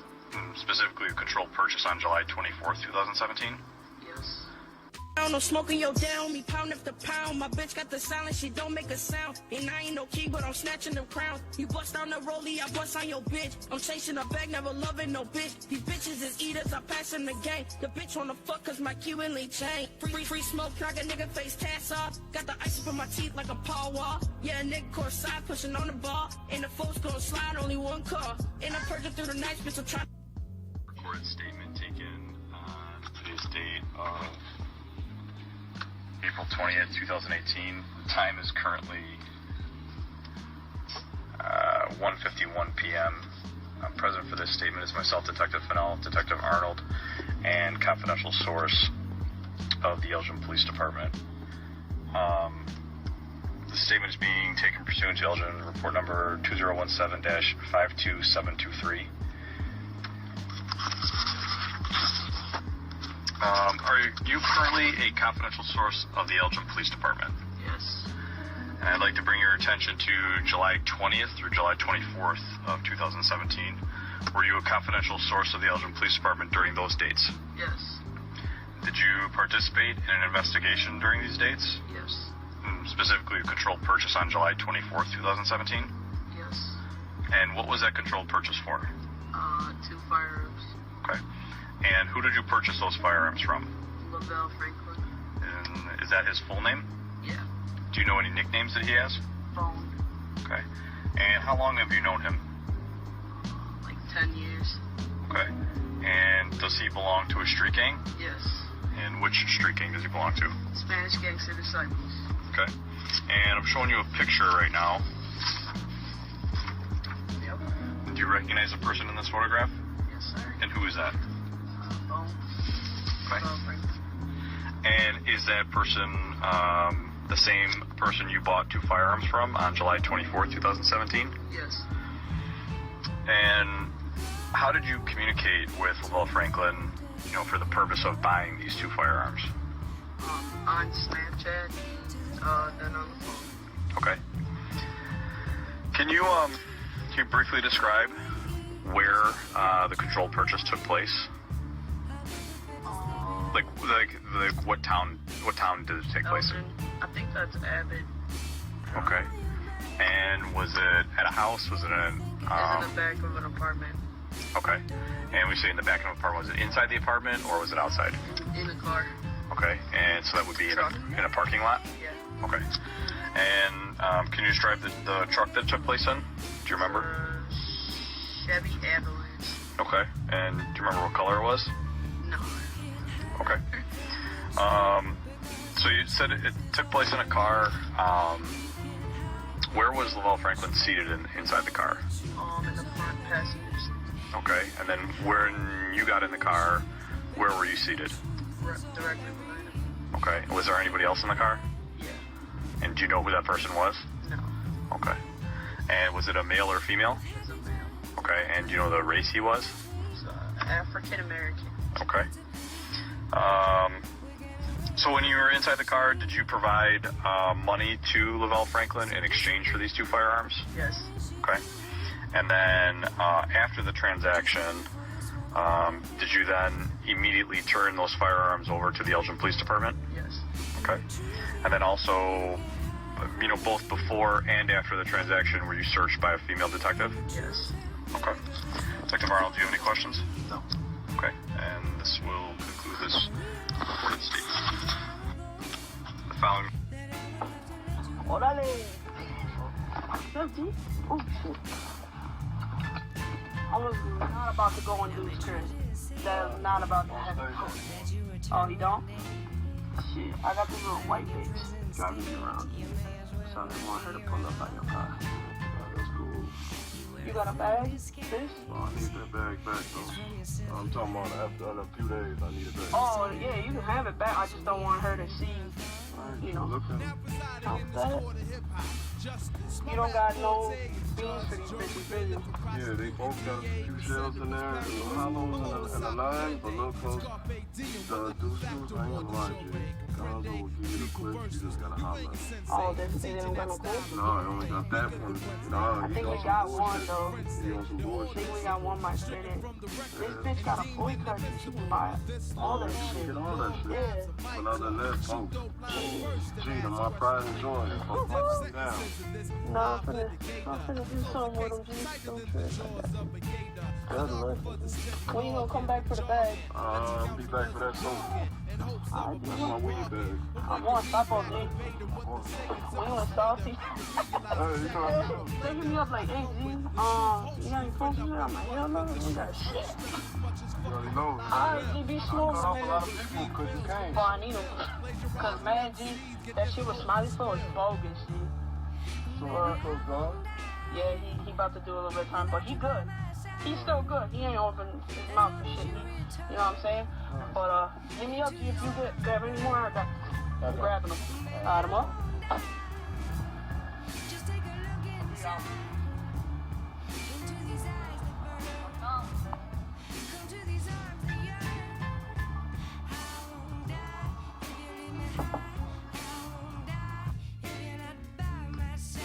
The following will be an audio recorded phone call attempt made to target phone number 847-962-1727. Today's date is July 20th at 6:05 p.m. The statement from this phone call will be made pursuant to Elgin report number 017-52723 to work the investigation. Present for this call is myself, Detective Fennell, Detective Arnold, and second party Amanda Lonsford.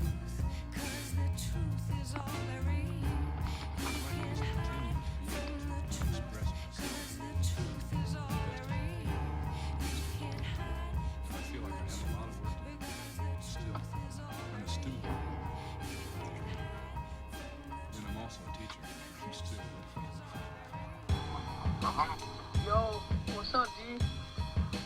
What's up, Nick? Shit, G, you stay in Elgin now, or no, you still staying out there?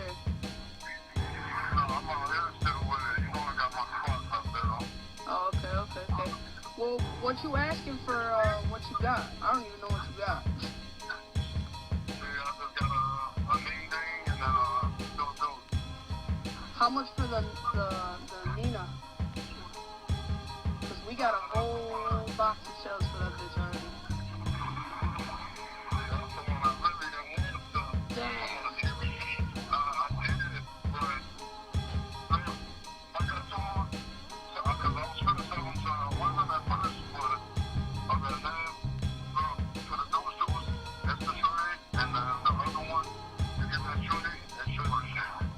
See, we don't have any trades. That's why we're trying to buy them. We don't got shit. Smiley took off with the last one.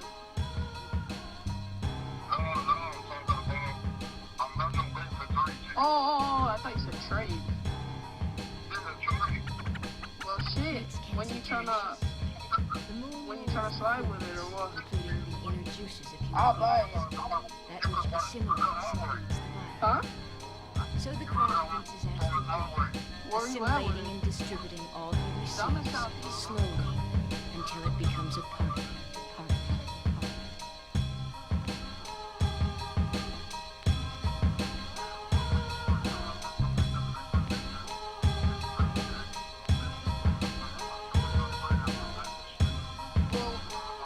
You talking about like, yeah, Monday's perfect. Yeah, cause I get my paycheck don't clear till Monday, so I'll be able to grab the money after that. Alright, good looking, you Cypho. Alright, you know what?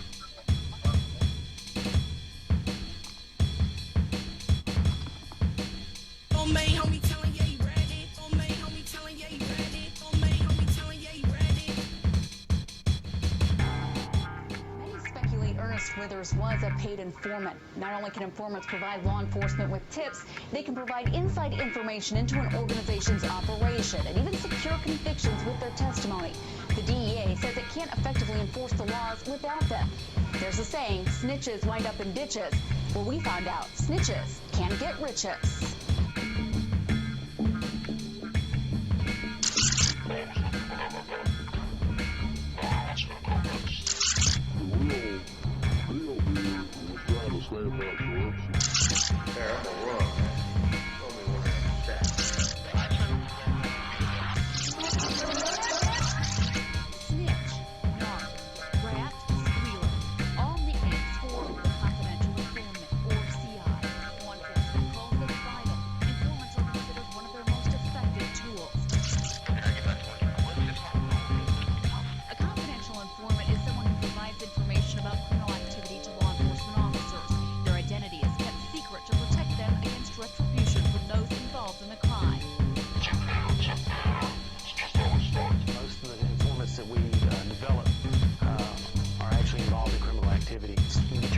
information from the people who have knowledge of the crimes or are being involved in committing the crimes.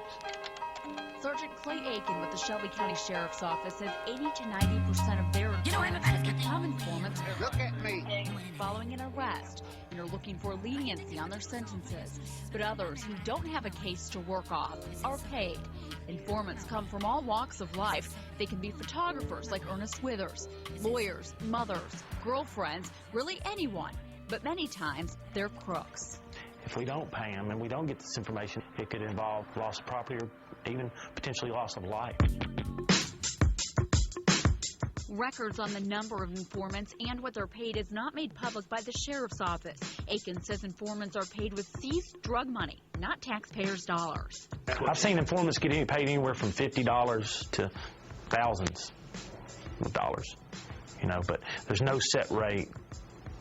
No set fee.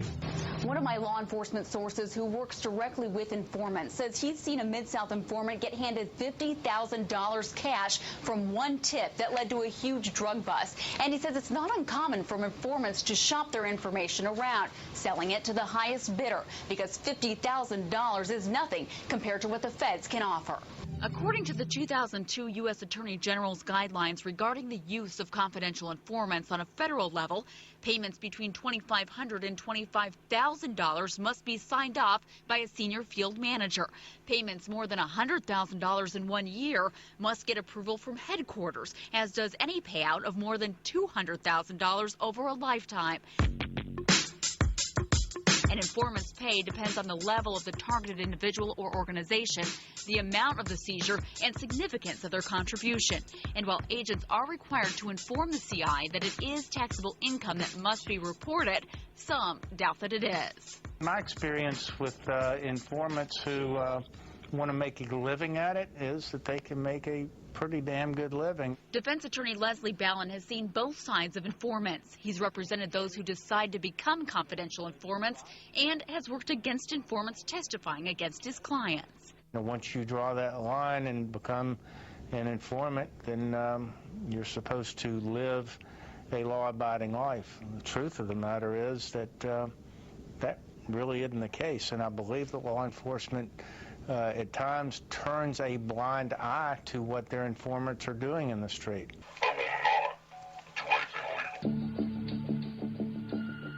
Aitken says the sheriff's office cannot work with an informant who is knowingly committing crimes. But in Mississippi, the rules are different. District Attorney John Champion says in drug cases, confidential informants are paid for how much they buy.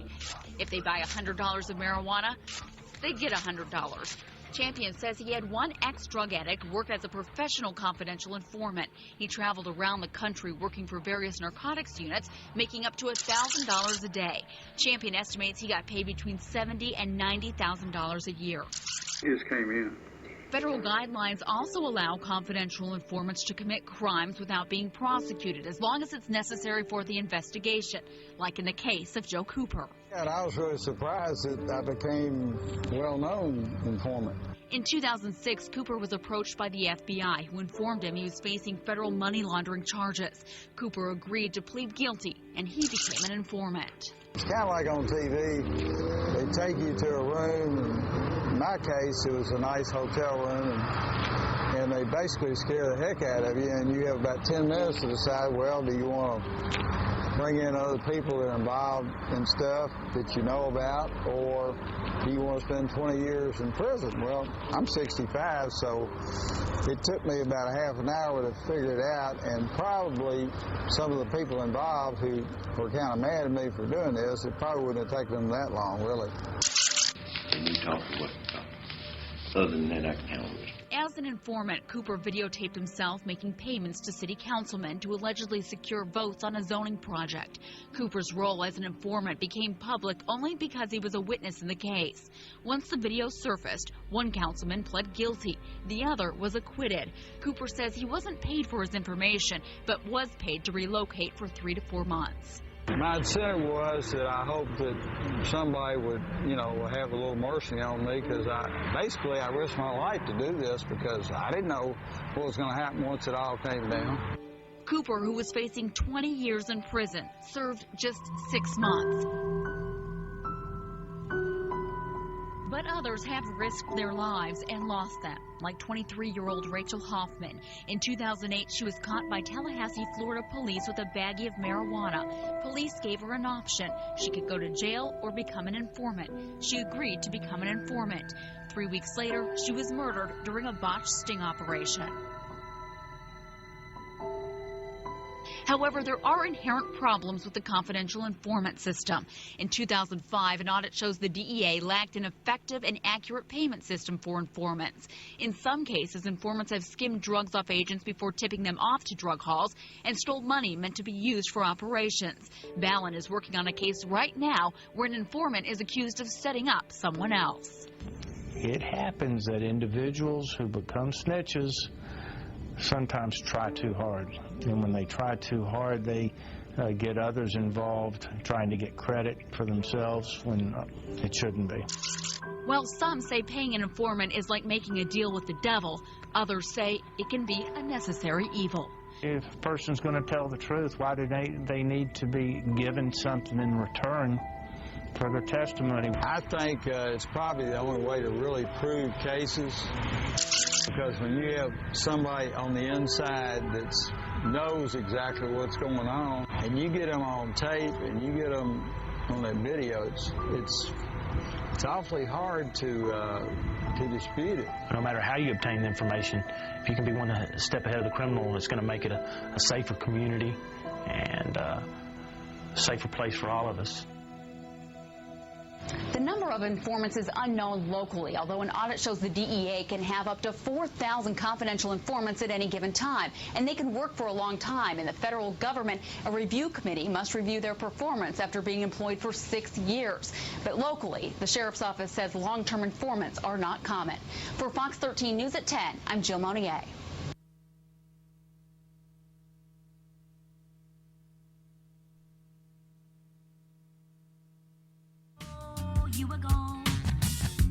Gonna mean shit.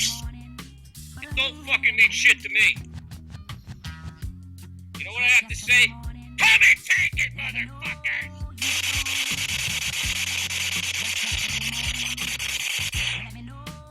Come and get it! Just yesterday morning, they let me know you were gone. Suzanne, the plan to me, put her in. I'm Alan Combs. I want to welcome Chief Mark Kessler, former police chief of Gilberton, Pennsylvania, who had a few videos go kind of viral a few months back. How you doing, Chief? Hey, thanks for having me, Alan. How you doing? I thank you for coming on the show. I thought for a long time you wouldn't want to come on with me. No, that's I don't begrudge anybody or have a problem with anyone. Actually, you know, there's a reason why the videos were released, and I can finally talk about it. Actually, the operations are finished, so I mean it's good to be on your show. Well, thank you. Why were the videos? Why were they released? Well, back in March of 2013, when I did actually in January of 2013, beginning of the year, I did something for the Second Amendment. I've always been a big Second Amendment guy, and I just did something small for my little community to kind of just give hope for Second Amendment crews and firearm owners around the country. And it was nothing really big or anything. But what it did was it attracted a certain kind of people that I didn't really understand what I got myself into. I had a guy that come to me and tell me he was going to have to start killing police officers if they got in his way. And it made me realize that I stumbled upon something that was much bigger than me, much bigger than I'll ever be. So at that point, I went ahead and I contacted the Joint Terrorism Task Force, and I signed up with those people, with those agencies and several different agencies, and began an operation where I was just a magnet. I was set out there to attract the worst of the worst, and frankly, it worked. I mean, wait a minute. You were sent out. You were sent out by whom? I was sent out for. Well, I can't really say exactly who, but I was sent out by agencies to go out and attract or investigate, whatever I can do to find out who's who, what's what among these groups. When I say groups, I'm talking about Second Amendment groups, patriot groups, alleged patriot groups, militia groups, all kinds of groups. And you wouldn't, I was shocked to realize that I've been getting contacted by what they call sovereign citizens, and I didn't even know what that was until a few. But are you saying, sir, that you were not expressing your own views on these videos, but rather you were put up to this to attract extremists? Well, like I said, I've always been Second Amendment. I always believe in the right to keep and bear arms, the whole 9 yards. But what was done with the videos they were purposely put out to attract a certain kind of entity throughout the country to bring in the worst of the worst. Put out by whom? They're put out by me, and they're put out by the people that I worked for at the time. Were you not working for the police department of Gilberton, Pennsylvania? No, I wasn't. No. Were you working for the federal government? Yes, correct. So you're saying the feds... I can't say what agency. You can't say what agency? No, I can't say what agency. But a federal agency, unbeknownst to your bosses in Gilberton, unbeknownst to the mayor or to the town council or town board in Gilberton, you were doing this work for the federal government to try to attract the worst of the worst. Correct. And that you use these videos as not an expression of your own views, but as a way to get other people to respond? Correct. We used them as a tool, and they worked overwhelmingly. Well, why wouldn't your police force, since it's also a government agency in Gilberton, have been in on this so you wouldn't have had to lose your job? I couldn't tell anybody. I couldn't. I just couldn't. It's complete deniability. I could not say a word to anyone about the operation. So again, it was bigger than me. I've seen an opportunity to advance my law enforcement career, and there was no way I was going to turn it down. Were you promised? Is this the first time you've revealed this? Yes, absolutely. Yep. Were you promised a job by somebody in the federal government to do this? No. Mm-mm. What was in it for? It was volunteer work. Well, I got to save a lot of lives. I can tell you that. I got to do a lot of undercover work that I've always longed to do at a national level. I mean, I don't know any law enforcement officer that would. Were you paid for this? Were you paid for it? I wasn't. No. Mm-mm. Why do you think they chose? Why did they choose you? Because I had such a huge impact on throughout the country with the Second Amendment preservation thing, kind of bill that I wrote up and drafted and had passed. I got passed in the rural community where I worked, and I had a lot of people come to me, and one of them was a militia that was a national militia throughout the country with 300 members, and this person, again, he stated he was going to have to kill police officers. So I took that information and they just ran with it. And it just kind of snowballed from that point on to bigger and more. Who came up with the things you said in these videos? Was this all the top of your head? Was this something you created? Mm-hmm. So, for example, let me just play like this one here. I'm really hurting some feelings today. All you libtards out there, all you crybabies, grow a pair of balls and man the up, all right? You're a bunch of... Oh, Chief Kessler said the F word. I'm going to say it again. You. So that was all a put-up job just to attract the worst of the worst. Correct. Mm-hmm. And you don't believe any of what we just played? Oh, absolutely not. No, I just it was kind of fly by shoot from the hip, and whatever came out came out. Sometimes you got to use extreme tactics to attract extreme people, and it worked. It worked. I can tell you, it worked very, very well. Did it occur to you at the time that by doing this you'd put your job in jeopardy because you wouldn't be regarded as a peace officer of all the residents of Gilberton? Absolutely. But again, this was bigger than me. It was a lot bigger than me. I was given an opportunity of a lifetime to do work that I always wanted to do. and I jumped on the opportunity. Unfortunately, it was a volunteer work because I was a law enforcement officer, and you can't get paid for that. But I got reimbursed for going to different places, and So you were paid for this, for some of this? just reimbursed. I didn't get paid a salary like I was paid. I was given travel expenses. By whom? By whom? Again, I can't fight.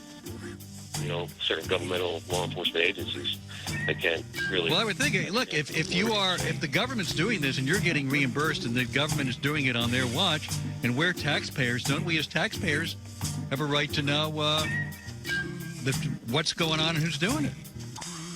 Well, again, I can't disclose the actual agencies because there's some of these cases are still pending. They're still being investigated. My part is finished. I can say that I was part of it, and it was an absolutely Actually, aiding, abetting, and of course supporting terrorism. Not just taking people's thoughts to commit violent acts. Of course, we do not condone such a thing, but they were helping to facilitate it. Now, as of this morning, because Mark Kessler had discovered that we were going to come out, rightfully so, we had to come out to expose some of these anomalies. We're very, very disturbed by what he had said on the Combs Show. We are, of course, very, very concerned about what he's done to the Patriot movement, and we had a couple of people come on air from the militia movement. One gentleman, his name is Jason Patrick, very closely associated with Mark Kessler, actually went out with him to the border. He just says that it's just all comedy and theater that Kessler is perpetrating upon the public. I believe it also to be fraud, especially in light of the fact that Mark Kessler had been seeking donations from even our GMN listeners since he was on GMN and other people. While at the same time, he admitted on the Combs Show that he'd received reimbursement from the federal government. So he was double dipping, and that's why we're calling him an outright fraud. Now, also, he published on his Facebook today saying that it was all a prank. It was all a joke. And, of course, we became very concerned about that as well. And we approached him on it. Now, what was said on his Facebook, unfortunately, was yet just another anomaly that we had to look into. He stated how you were all punked. Alan Combs is a retard, fag liberal. That's what he stated on his Facebook. We actually grabbed a copy of that because we knew he would eventually end up taking it down. So backpedaling, Mark Kessler published on his page. Here it is. We actually made a copy of it. And we also contacted Fox News, let them know they're very, very upset by that, of course, that they were set up in such a way. So he's been backpedaling. Mark Kessler has been identified as somebody, at minimum, with extremely low integrity. Now, I contacted Kessler after my conversation with him yesterday to confirm that, yes, in fact, he was working with the Joint Terrorism Task Force. What you're going to hear in today's episode, I'll give you just a brief excerpt of it, okay? I contacted him by telephone. Kessler. Dude, I just read a post that you said it was all a setup.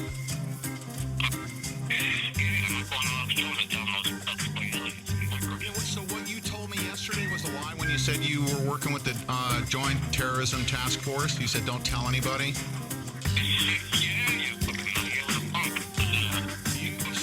you lied to me yesterday. You said don't tell anybody. I asked you what was going on. You revealed you were working with the Joint Terrorism Task Force. That you assisted with intel and delivering bombs to those guys. That was funny. What was that? Did you find that it was pretty funny? It's really not. Actually, you're in a pickle at this point. I mean, I recorded everything you said yesterday. I mean, I confirmed with you directly.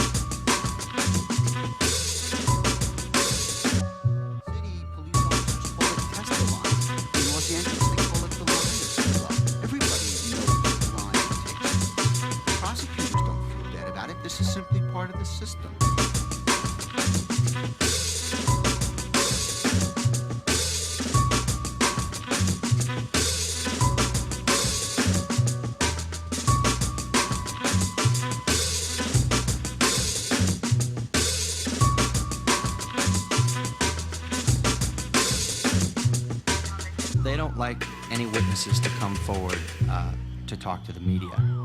And witnesses who have done this in the past have been retaliated against.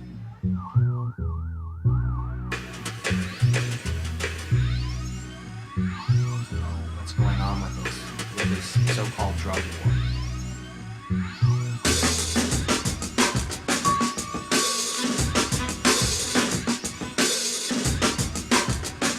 They paid thousands of others by reducing their sentences.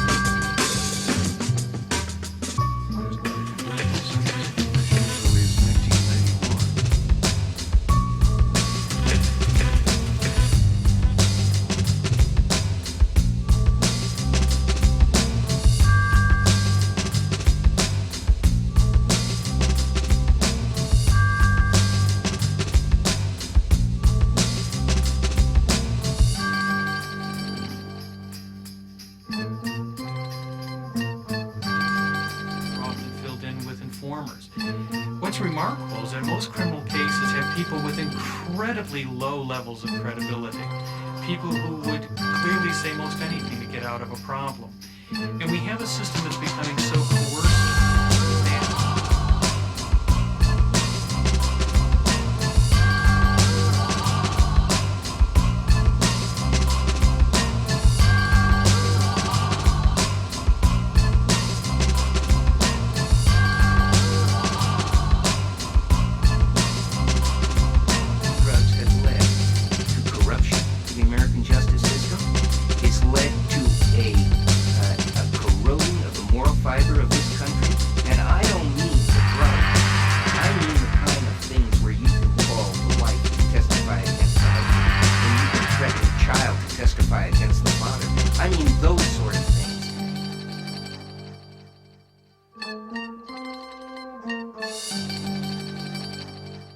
Issued in 1995, the U.S. Sentencing Commission found that only 11% of federal drug trafficking defendants were major traffickers. More than half were low-level offenders. 15,000 federal drug cases a year. Bulk of them mandatory minimum cases. Most of them minor offenders. Only 10% of all the federal drug cases are high-level traffickers.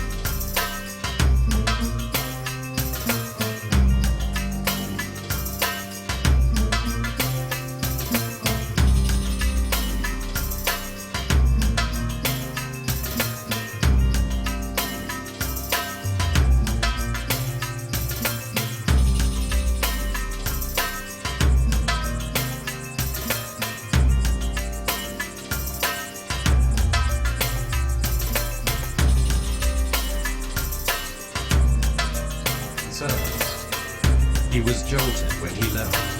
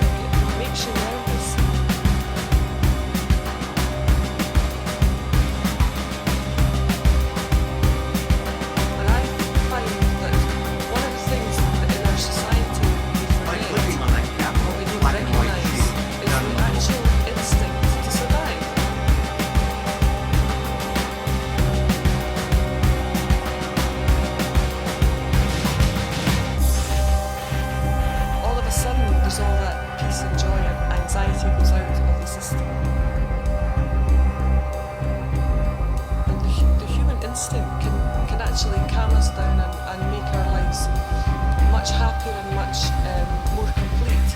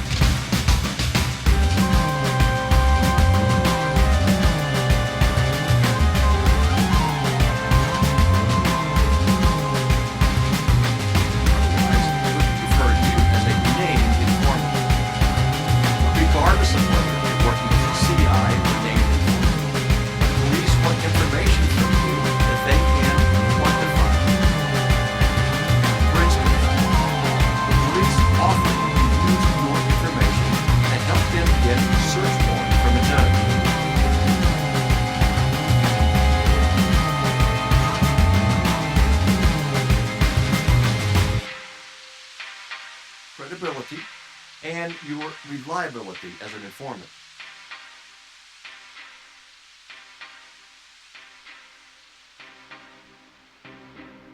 Confidential information to get the search warrant from the judge without revealing your identity.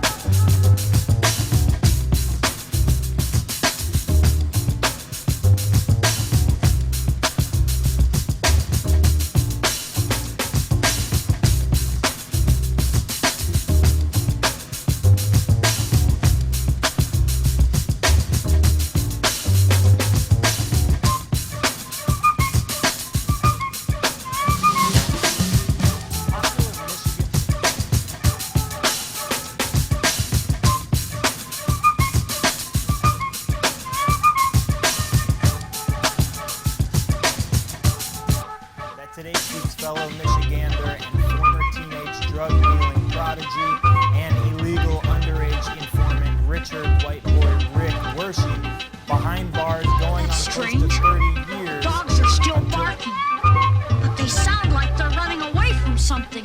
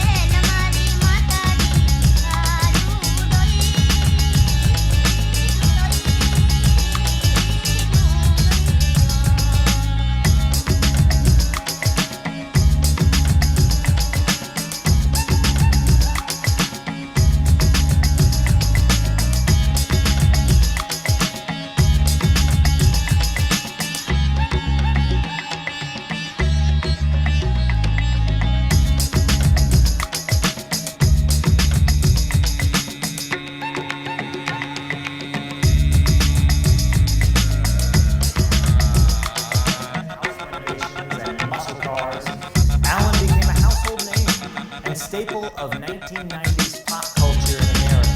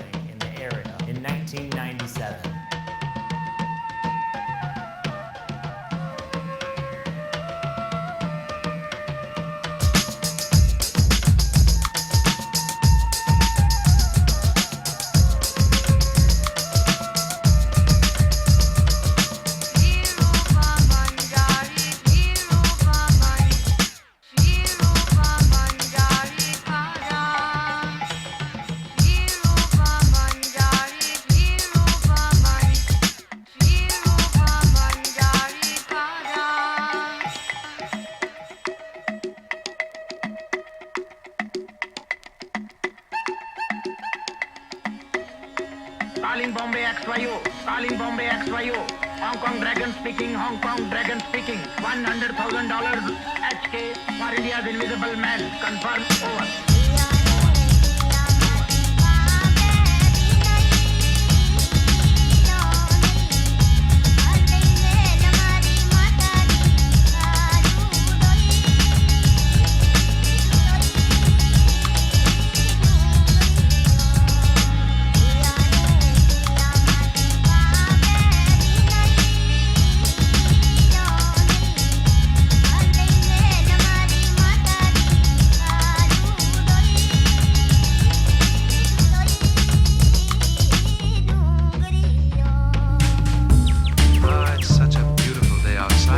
Suppose we go for a little ride down the street.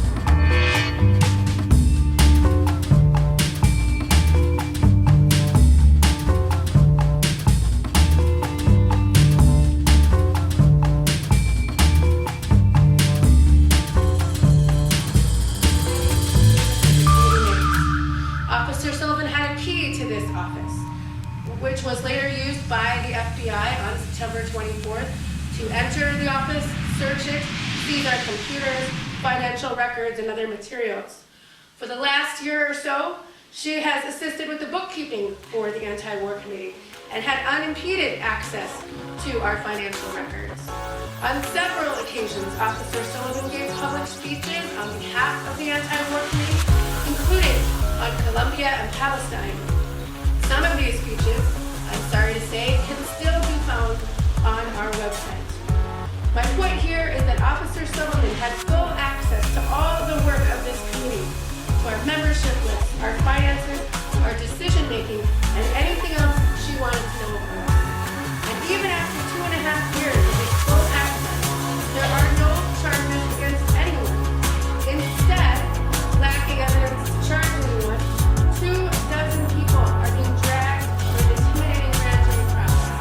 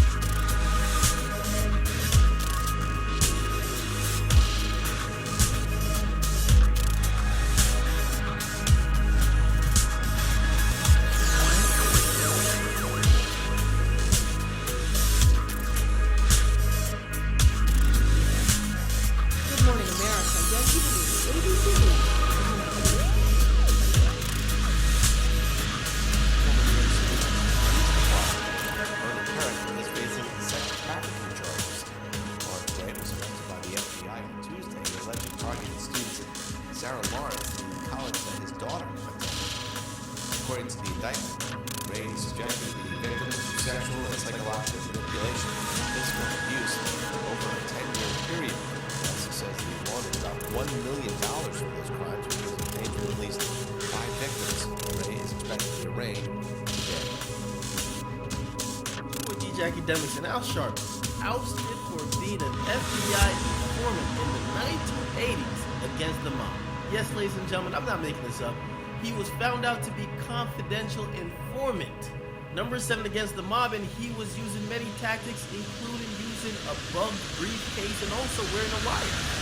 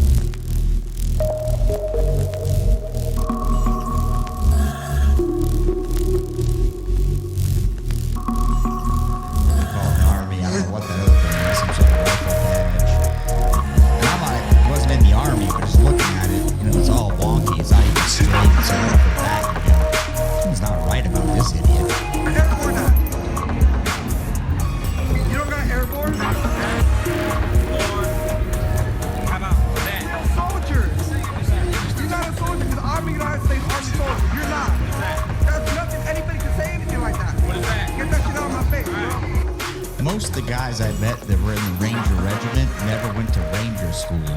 So, you know, if there's a difference, if you went to the regiment, you went to RASP, Ranger School is a leadership school. So most guys you're not going to see with that. In my experience, young guys. Because you're not a real Army fucking soldier. You're not. You're not. You're not. I know this. I am a fucking Army soldier. I know that shit. This guy. I was just curious with some of the stuff. Where were you actually deployed? Some of them I've never noticed. Iraq,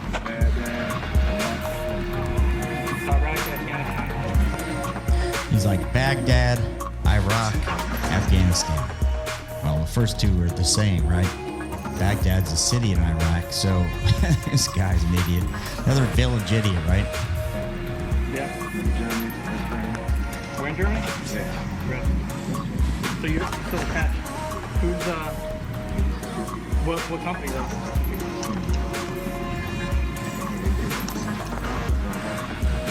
No. Do you still have your Sergeant Major card? Like your business card? Would I be able to get it so I could send it? Because we do a lot of, you the battalion Sergeant Major or who's the CEO over that? The only reason I'm saying that is... Yeah, his medals are totally wonky. He's got them all uneven. He just jammed them on as he got them from eBay, right? My father is Major Jackson. Okay. There's a ton of majors and colonels, stuff like that. I was just curious where you got the Bronze Star with the V. That was it. I got that when I wasn't for Stewart. You got it before the Stewart? Yes. So you got the Bronze Star with the V? Lieutenant General Jackson sent it with me. He likes the name Jackson. His dad's name was Jackson. Lieutenant General Jackson. I'm getting a theme here. Hold on, wait. You got the Bronze Star with a V there? What did you get it for? The decoration? Saving lives. Saving lives of where? Over there. It's classified, but she said no story. What happened with the presidential crest that you had on there? Mm-hmm. What happened to it? You just had it on like an hour ago. Yeah, it fell off, so I got it. You got it? Can I see it? Is it alright if I see it real quick? Mm-hmm. That drive from... Yeah. Pretty long. Yeah, how long did that drive for? Now look at the way those medals are. They're just kind of put haphazardly. There's a way to do these things, right? You could probably look it up on the internet, how far apart they need to be, where they fit in, obviously. This guy's totally clueless. 8 hours. 8 hours? Really? 8 hours? From Fort Bragg? It used to take me 14 hours to get down here from that area. It took me 14 and a half. I'm surprised Sergeant Major, you could actually wear the sunglasses for us. Oh, no, not the sunglasses. These are my glasses. Oh, they're your glasses? Yes, they got shades in it. Okay. It's just, for us, we consider eccentric, so we wouldn't be able to wear them. And it's just weird, because I've never seen, for us, we won't.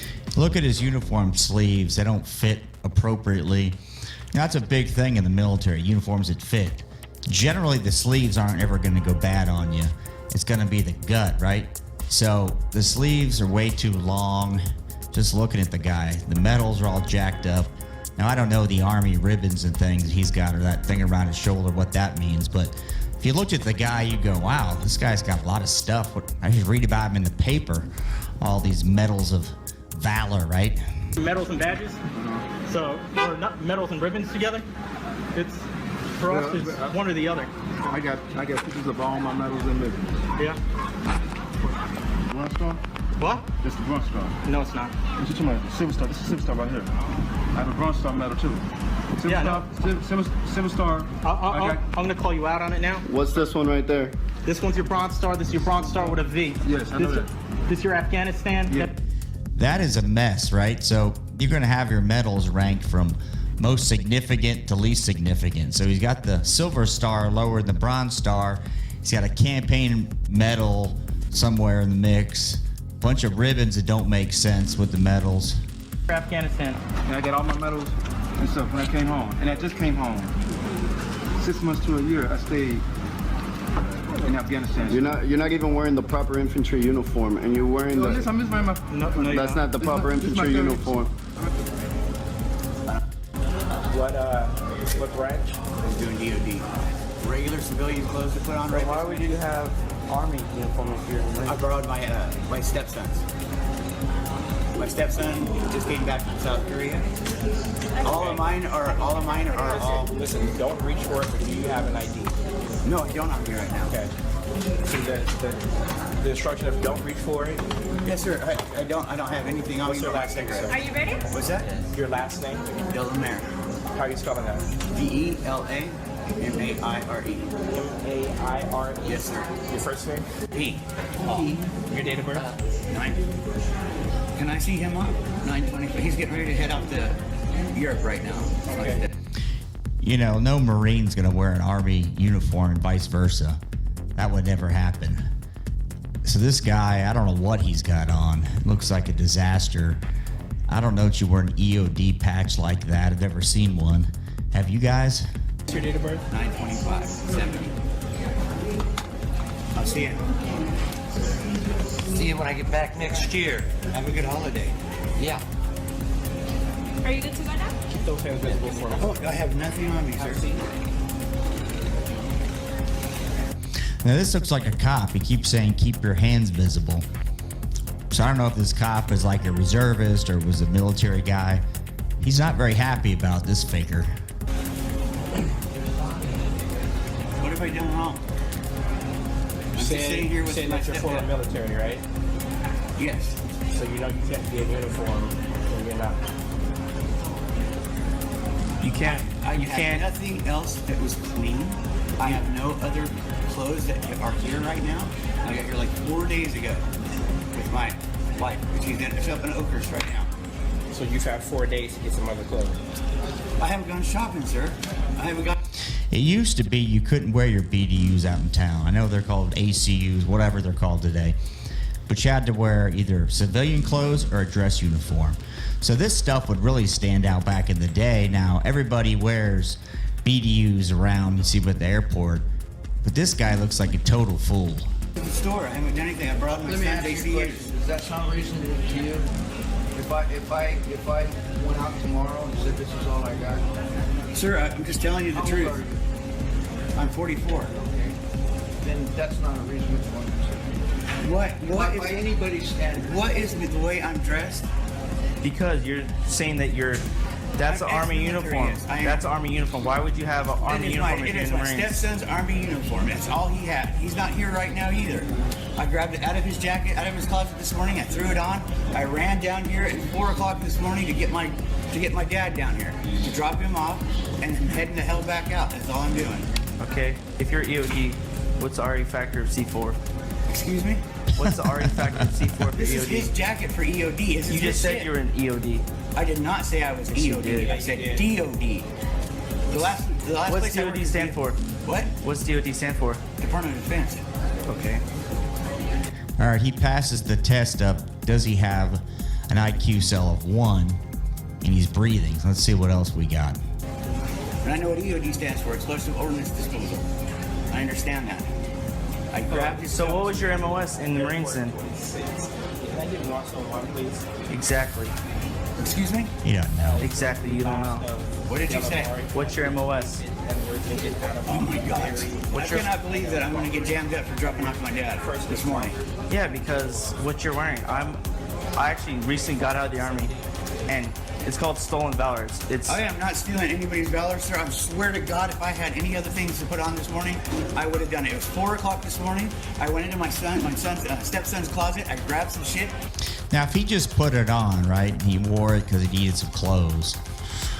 All right, I'm just trying to be open-minded here. I'd probably pull the patches off and just, somebody asked, I said, yeah, I'm just wearing it. I like the utilities. But he must have been doing something to upset this police officer. What do you guys think?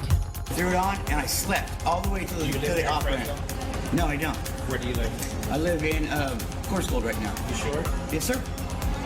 3583 Douglas Road, Moore. Have you ever had a California ID or driver's license? Yes, I have. Have you ever been arrested? Yes, I have been arrested once. When was the last time you were arrested? Oh, wow. It was 4 years ago, 5 years ago. 4. Oh, let's see, that was a It was a domestic violence that I beat in court. Yeah, it was out of Madera. Yeah, out of course. This is not looking good for this guy. What do you think he did? Pause the video. What do you think he did? Because I don't know. I haven't seen it. He said domestic violence. These cops have something here. So if you threw that and all that those patches were on there. Shit up right here, all so I got out of the all those patches were on there when you threw it on. Yes, they were. Was he in the army? Yes, he was. I'm telling you, this is what was on this jacket. I got nothing else in here. I got a pack of cigarettes. Is what I've got. I think he bought it that way because those patches are so haphazard. Now, being in the Marine Corps, we never did the patch thing, so I don't know him, but if I saw this guy, and what do you think? It looks like it just threw together, like he bought it on eBay or at the Goodwill and said, well, what the hell, I'll get some free shit. My phone. Do you have any tattoos? No, sir. You don't have any tattoos? I have no tattoos. I do not like needles. You don't have a lightning bolt? Oh, yeah, no, I do. Okay, I do. I have one small one. We've got some issues, man. Sir, I asked you twice. Would you like to see it? Forget about a tattoo. Because it was when I was like 16 years old. I don't even fucking look at it.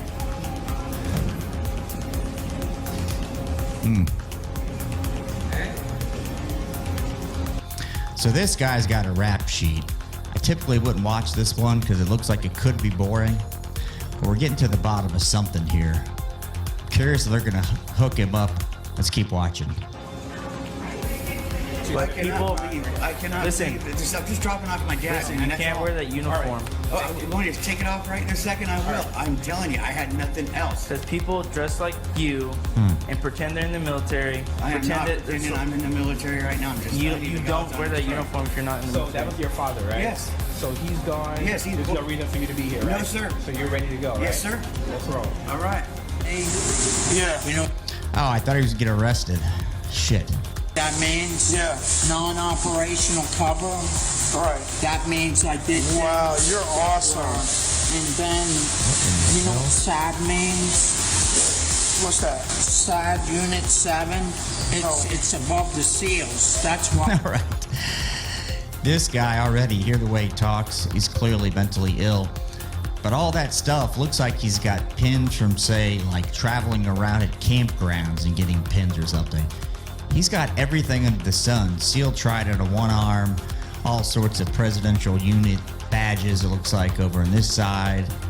He's in a unit that's above SEAL Team 6, apparently. I don't know what the hell this guy's got on. Wow. Since I have it on, I can tell you about it. Right. If I wasn't wearing it, it's open. It's okay to tell you because it's known now. It started in 1994. Wow. Instead of the SEAL. Look at his collar there, would be my right.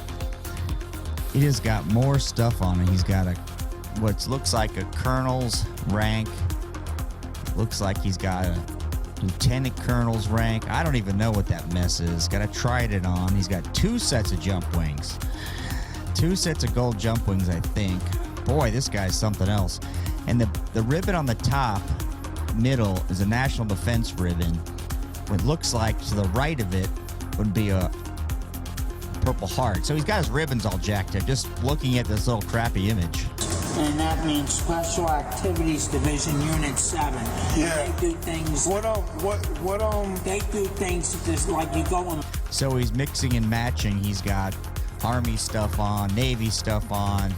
God only knows what else. Right. You know. Special operations. Now I have a question because my father and my stepfather were in the military. My father was in the Marine Corps, and my stepfather was in the Army. Each star, you know what each star means? Yeah, the devices. Now the question. Each star means that I received that.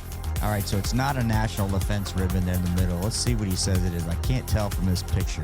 Same badge. Yeah, you got a silver star with a Valor device. Okay, now it's a silver star. What SEAL team were you? So it's a silver star, so it looks like he's got, at least he bought the rack from somebody. It looks like they had it appropriate. can't see the rest of them. Let's keep going. I wasn't on the SEAL team. I went to SEAL training. I had to go to Top Gun school too. Oh, because you can't wear a SEAL trident without being in a SEAL team unit. I'm on I'm SEAL team, but it's, you don't understand. It's CIA, NOC, SAD Unit 7 Division. That I'm involved in everything. Wow, that's a... I mean, he's definitely involved in everything. He went to Top Gun training, so he's a fighter pilot. He's a member of SEAL Team whatever, SAD 7. He's got some, looks like an Army Special Forces badge. I'm not sure. Put that in the comments. Let's keep watching. This is very interesting. A lot of ribbons, man. Cool. No one's never came at you. All right, so jump wings and looks like some sort of crew chief or something else on the right there. I'm not sure. Look at that sub insignia. Boy, this guy's got it all. He's something. Said stolen valor to you, man? What? No one's ever said anything about stolen valor? No, when I see generals even go to me like this because I have more medals than they do. Yeah, you do have a lot of medals, but if you were assigned to the SEAL team, I'd never heard of a SEAL having a... You have to do the SEAL thing to be involved, to even be involved in what I'm involved in. Oh, okay. You understand what I'm saying? Yeah, I understand. I am a SEAL. I'm just not on SEAL Team 1, SEAL Team 6. Unit 7 is above anything else. Oh, okay. It's above the SEALs. So if I said I'm on SEAL Team 10, I would be above everybody else, right? That's his logic. Colonel Douglas Resin. Go on the internet and check on SAD Unit 7 Division. And all right, I'll check it out. I'll check it. And he's a Navy colonel. I'd be the first, right? Colonel. That's why I can talk about it. Cool. It'll be on and this is what is this? Your air intelligence? Yeah, this is the air intelligence. Agency intelligence. And you got what is your? And you know what this one is, right? Yeah. What is this one? Yeah, U.S. Air Force. No, but what is it? What special projects. What special projects? I don't know, but you don't know what special projects is? Groom Lake. You know what Groom Lake is? No, what's that? Area 51. Oh, okay. I think I met a guy like this the other day. I believe he was autistic, and he came over. I couldn't get him to leave. It may have been him. and you have a badge too? What kind of badge you have? I'm doing documentations. It's cool. Show me your badge. Let me see your badge. Let me see. I can show it. That's cool. And he has a badge.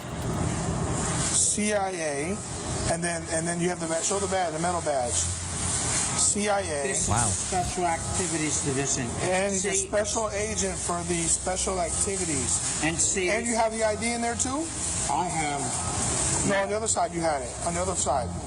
Yeah. This is from like 1999. So this is all, but it's all classified. Like this one back. His military ID says Shadow Hunter. I don't even know where to go with that one. Where does he get all this fake stuff? He went to Orlando to the novelty shop or something. Here is that's the newer one, Department of Defense, and that's all the things, and then that's the wow. Yo, that's crazy. I blew my knee out lately. Did 6 years. So you said, but you said you were on SEAL Team 6, though, right? Yeah. You rated Osama bin Laden? Sweet. I'll tell you what made me get into it was I was in high school. All right, let's stop real quick. Let's take a good look. Does this guy look like he's in SEAL Team anything? He's in SEAL Team Donut Patrol, but I've seen some guys get fat, but this guy's slow and fat. And I've seen some dumb people, but I haven't seen the combination of dumb, slow, and let's see his lying story. Perfect. Alright. What happened? And I've seen the World Trade Center shit going on. I'm like, I love my country and it's time to do something about it, so whatever. So who's actually the one who pulled the trigger to kill bin Laden? That you can't say? What was your MOS though? That's what my MOS was. What was it? Go after the main terrorists. He just say my MOS was to go after the main characters, like this is a movie script or something. I just don't know where they find these people. I don't run into these types. If you guys ever run into any of these village idiots, it's the only way I can describe them because they're great. If I met one now, what would you guys do? I would listen. I'm not sure I'd keep badgering the mentally ill. They may just go crazy on you. Yeah, actually. I don't know. I just like to learn a lot about the military. So. There's certain tattoos that Navy SEAL has. Oh, sweet. Nice. And your MOS was just to take out the big terrorist. Take out the big terrorist. Alright, it'll be 75 easy. Is there a code for that or? No. Oh, okay. This guy's good. Is there a code for that? He's like, oh no, they don't. I'm outside the lines of normal. It's the reason why they call SEAL Team 6, SEAL Team 1, and just the number of the SEALs that's been in the military. Oh, okay. Dear Lord. Where'd you go to basic training at? Well, that's a funny thing right there. I went to Navy SEAL Academy. Oh, okay. And where's that at? Boys school. I got in trouble, got into a bunch of fights. And my uncle was the Master Chief there. Where's the Navy SEAL Academy at? There's one. I don't have change right now. The Navy SEAL Academy.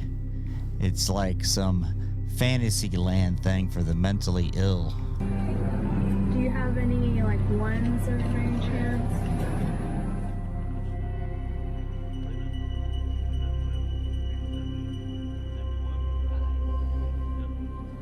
So what kind of boats did you guys ride on? Like, what was it called? Oh, God.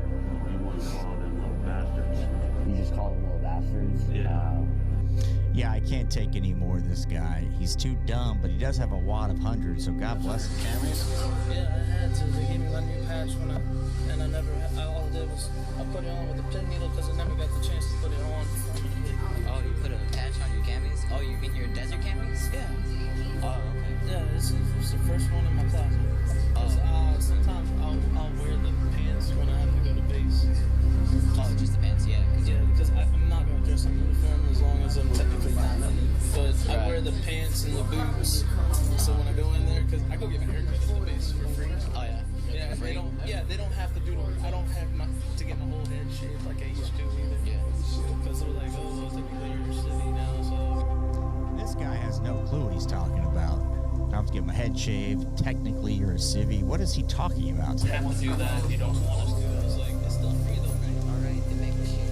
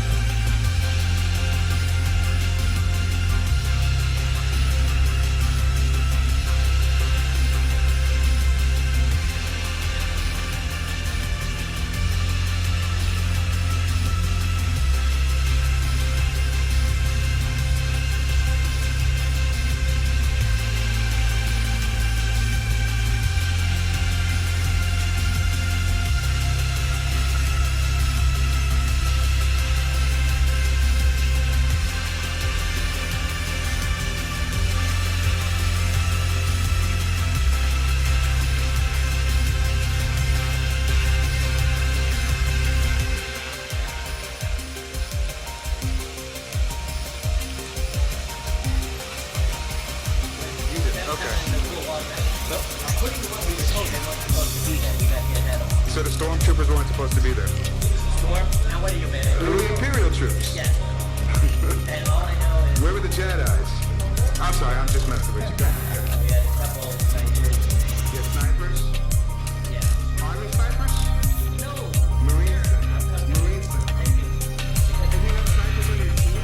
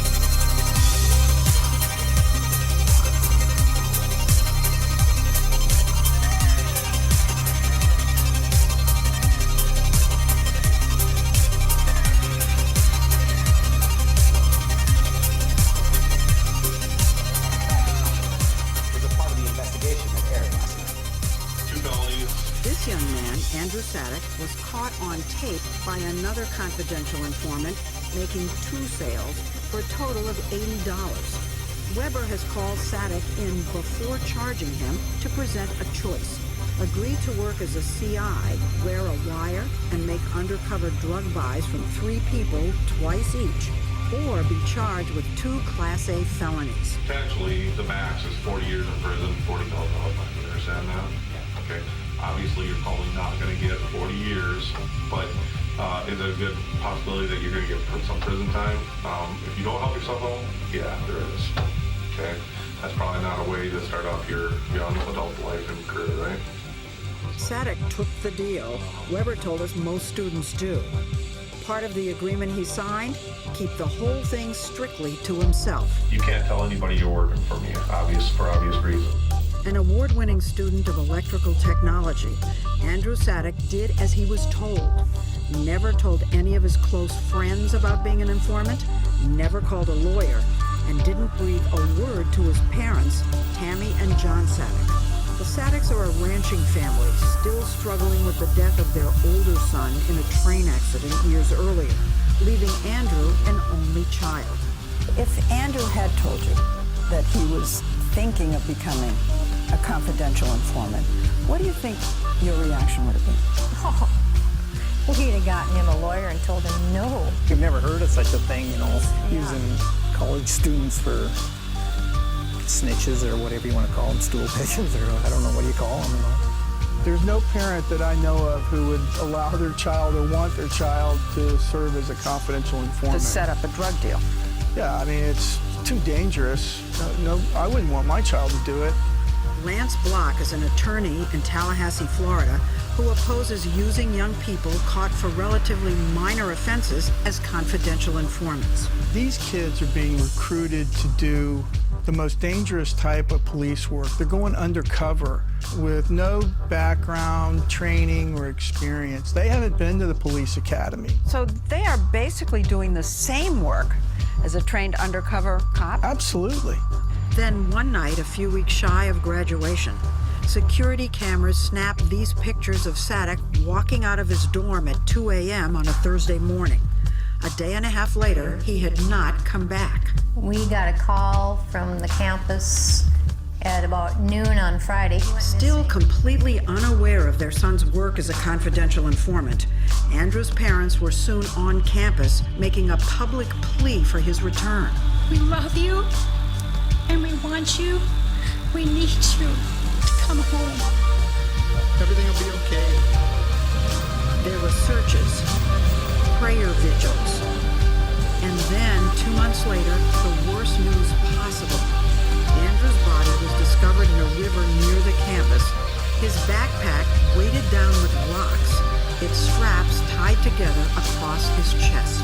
Did they tell you what the cause of death was? Gunshot to the head. A year and a half later, that's about all the Sadeks have been told. No one has been charged in Andrew's death, and the gun that killed him has not been found. Police deny he was involved in any CI operation the night he disappeared, and have suggested to his parents that he may have shot himself, a possibility they say is inconceivable. They're convinced their son was murdered as a result of his work as an informant, and they want the confidential recruitment of young offenders as CIs to stop. It's ridiculous. Ridiculous. Stop doing it. Slap their hands, fine them, put them in jail, expel them. I don't care. Stop using our kids to do your jobs.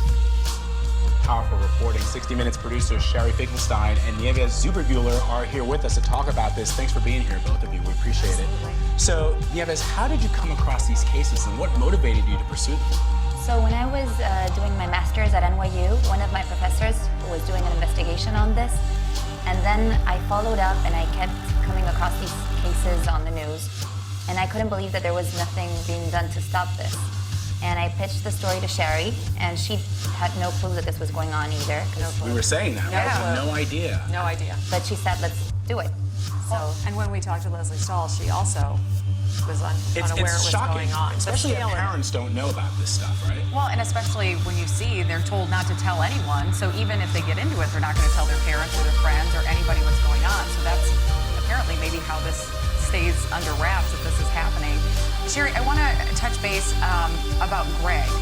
You guys had another piece that ran, and Greg was somebody who was able to get out because the two people you profiled are two students who were killed, we suspect, and in these very dangerous situations. Greg was able to get out, but it was only because he stopped doing what he was asked of by police that he was then charged. Well, he was continuing to make buys. This was in a different location in Mississippi, and he was continuing to make buys as a confidential informant, but I guess not fast enough. There, the police, he says, told him he had to make 10 buys from 10 different dealers, and he didn't know 10 drug dealers. And so he was struggling and hating what he was doing, and they would keep putting pressure on him, and at a certain point, he got charged and arrested anyway. He didn't really know why. But as it turns out, his case was dismissed because he had kind of been set up in some way. And that's the two other cases you profiled. As I said, we have this young gentleman who was killed, but then there was a young woman named Rachel who also, she was, arrested on a small amount of marijuana. And now all of a sudden she's going into these situations where she's being asked to deal ecstasy or, these hardcore drugs from different drug dealers. She was caught with 5 ounces of marijuana and a few Valium and ecstasy pills. And then the police ended up arranging with the police a buy of 1,500 ecstasy pills, an ounce and a half of cocaine, But she's not trained to do that, is she? No, she had no training. And the police lost her. Sherry, let's play a little bit of Leslie's interview with Greg. Let's hear what he had to say, and then I'll ask you a question out of it. It felt like I had a gun to my head. Have you told them yet that you had nothing to do with this? They almost convince you that you're guilty. I was just so scared. I was just putty in their hands. Did you think about the idea that you'd become a snitch? I mean, I knew what I was signing and I hated it, absolutely. It just made me sick, but what made me more sick was the thought of spending 20 years in prison. Did you know 10 people you could buy drugs from when you signed that paper? Absolutely not. But you don't care at the time. When you sign it, it's like, sure, please don't ruin my life. Sherry, it sounds like something that cops do when they issue tickets. They got to hit a quota. So in this case, they're asking this young man to come up with 10 informants. Why was that number so important for the police department? We don't really know. When we talked to the police department down there, they denied that there was any set number of buys. They said, well, it's a case-by-case basis. It depends what the kid did. It depends what the charges are. But then we talked to different informants, and they kept all telling us they wanted us to do 10. So, critics say that the police want to increase their numbers. They want high arrest numbers. This enables them to go find more and more people. But they denied it. So they certainly didn't give us a reason.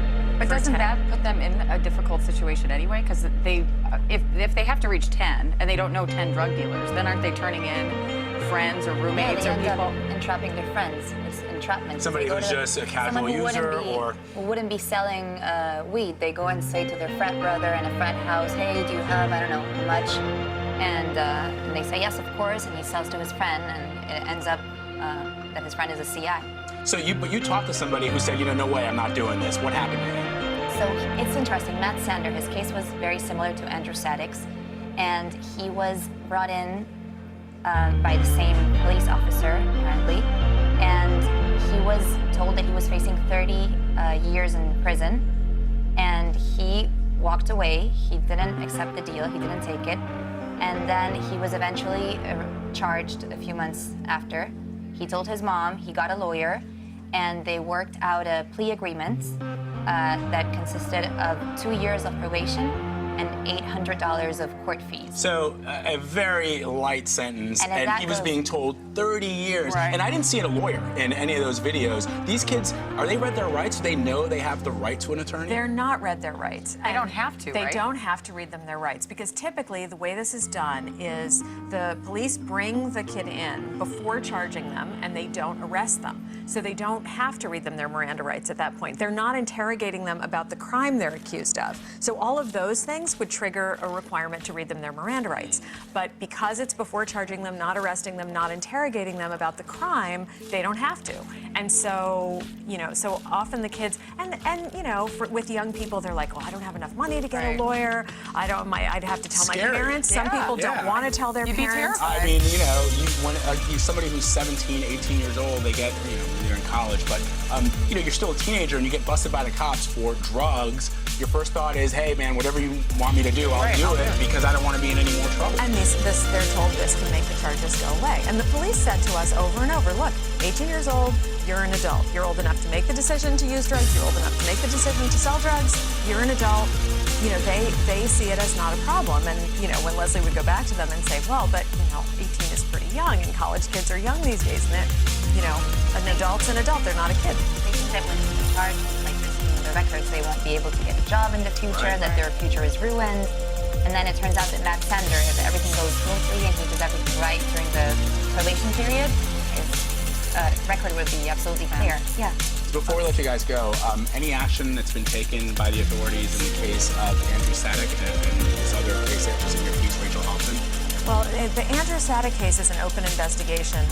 It's not been ruled either a murder or a suicide. So it's still being investigated by the authorities. It's been well over a year and a half since he died, but they haven't come to any conclusion. So there's no action taken there. In Florida, there was a law passed called Rachel's Law in Rachel Hoffman's honor to kind of tighten a little bit the restrictions on how the whole confidential informant process works. But what the lawyer and her family wanted got watered down quite a bit because law enforcement really wants there not to be a lot of rules on this. They're trying to pass a new law that would toughen it and, in fact, say that they are required to tell prospective confidential informants that they have a right to a lawyer. But so far, that's just pending. It hasn't passed. Really fascinating work. We could talk all day. Really could. Thank you so much, Sherry Finkelstein and Nieves Zuberbuehler. You guys did incredible reporting, as 60 Minutes always does. Thank you very much. All right, now to disturbing new information we've learned about serial murder suspect Kenyelle Brown. Detroit police confirm that in the days and weeks leading up to this confrontation in a backyard, that he was serving as a police informant and was a free man despite multiple probation violations. Let's bring in Sean Lays live tonight with what he has uncovered. Sean, good evening. Kimberly, a source asking a key question tonight. What was it about Kenyelle Brown that the feds just had to have him as a confidential informant and apparently had to have him free on the streets despite committing crime after crime? Now we're in this situation where he's suspected in 6 killings. Tonight, Detroit's police chief and the U.S. attorney say they're going to get to the bottom of what's gone on here. I was unaware that this dangerous suspect, Brown, was a federal informant.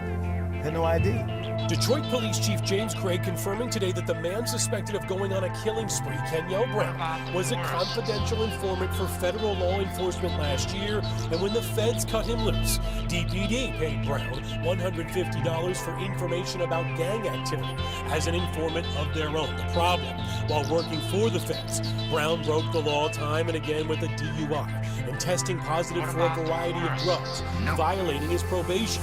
Should have been locked up, and instead was kept on as a federal informant and kept out of jail. And when DPD started working with Brown as an informant last fall, Chief Craig says the feds didn't tell DPD that Brown had violated his probation 8 times. So again, trouble, because we now have 6 victims. However, sources say DPD could have checked Brown's record of offenses by looking at his court documents to see Brown's criminal history. Meantime, he didn't get any money.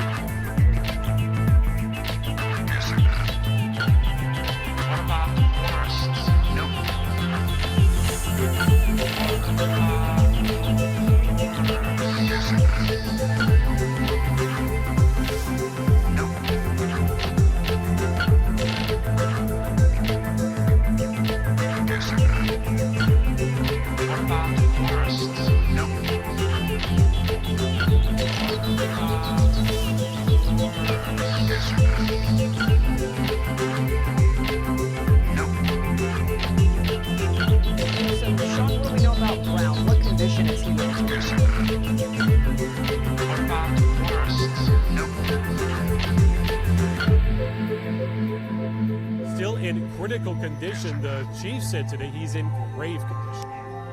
Okay. Sean, thanks. In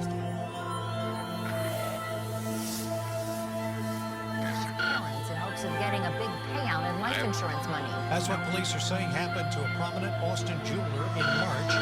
They say the two 19-year-olds hired someone to murder his parents. His father, Ted Shaughnessy, was killed. Tonight, they're both in the Travis County Jail. Court documents do not say.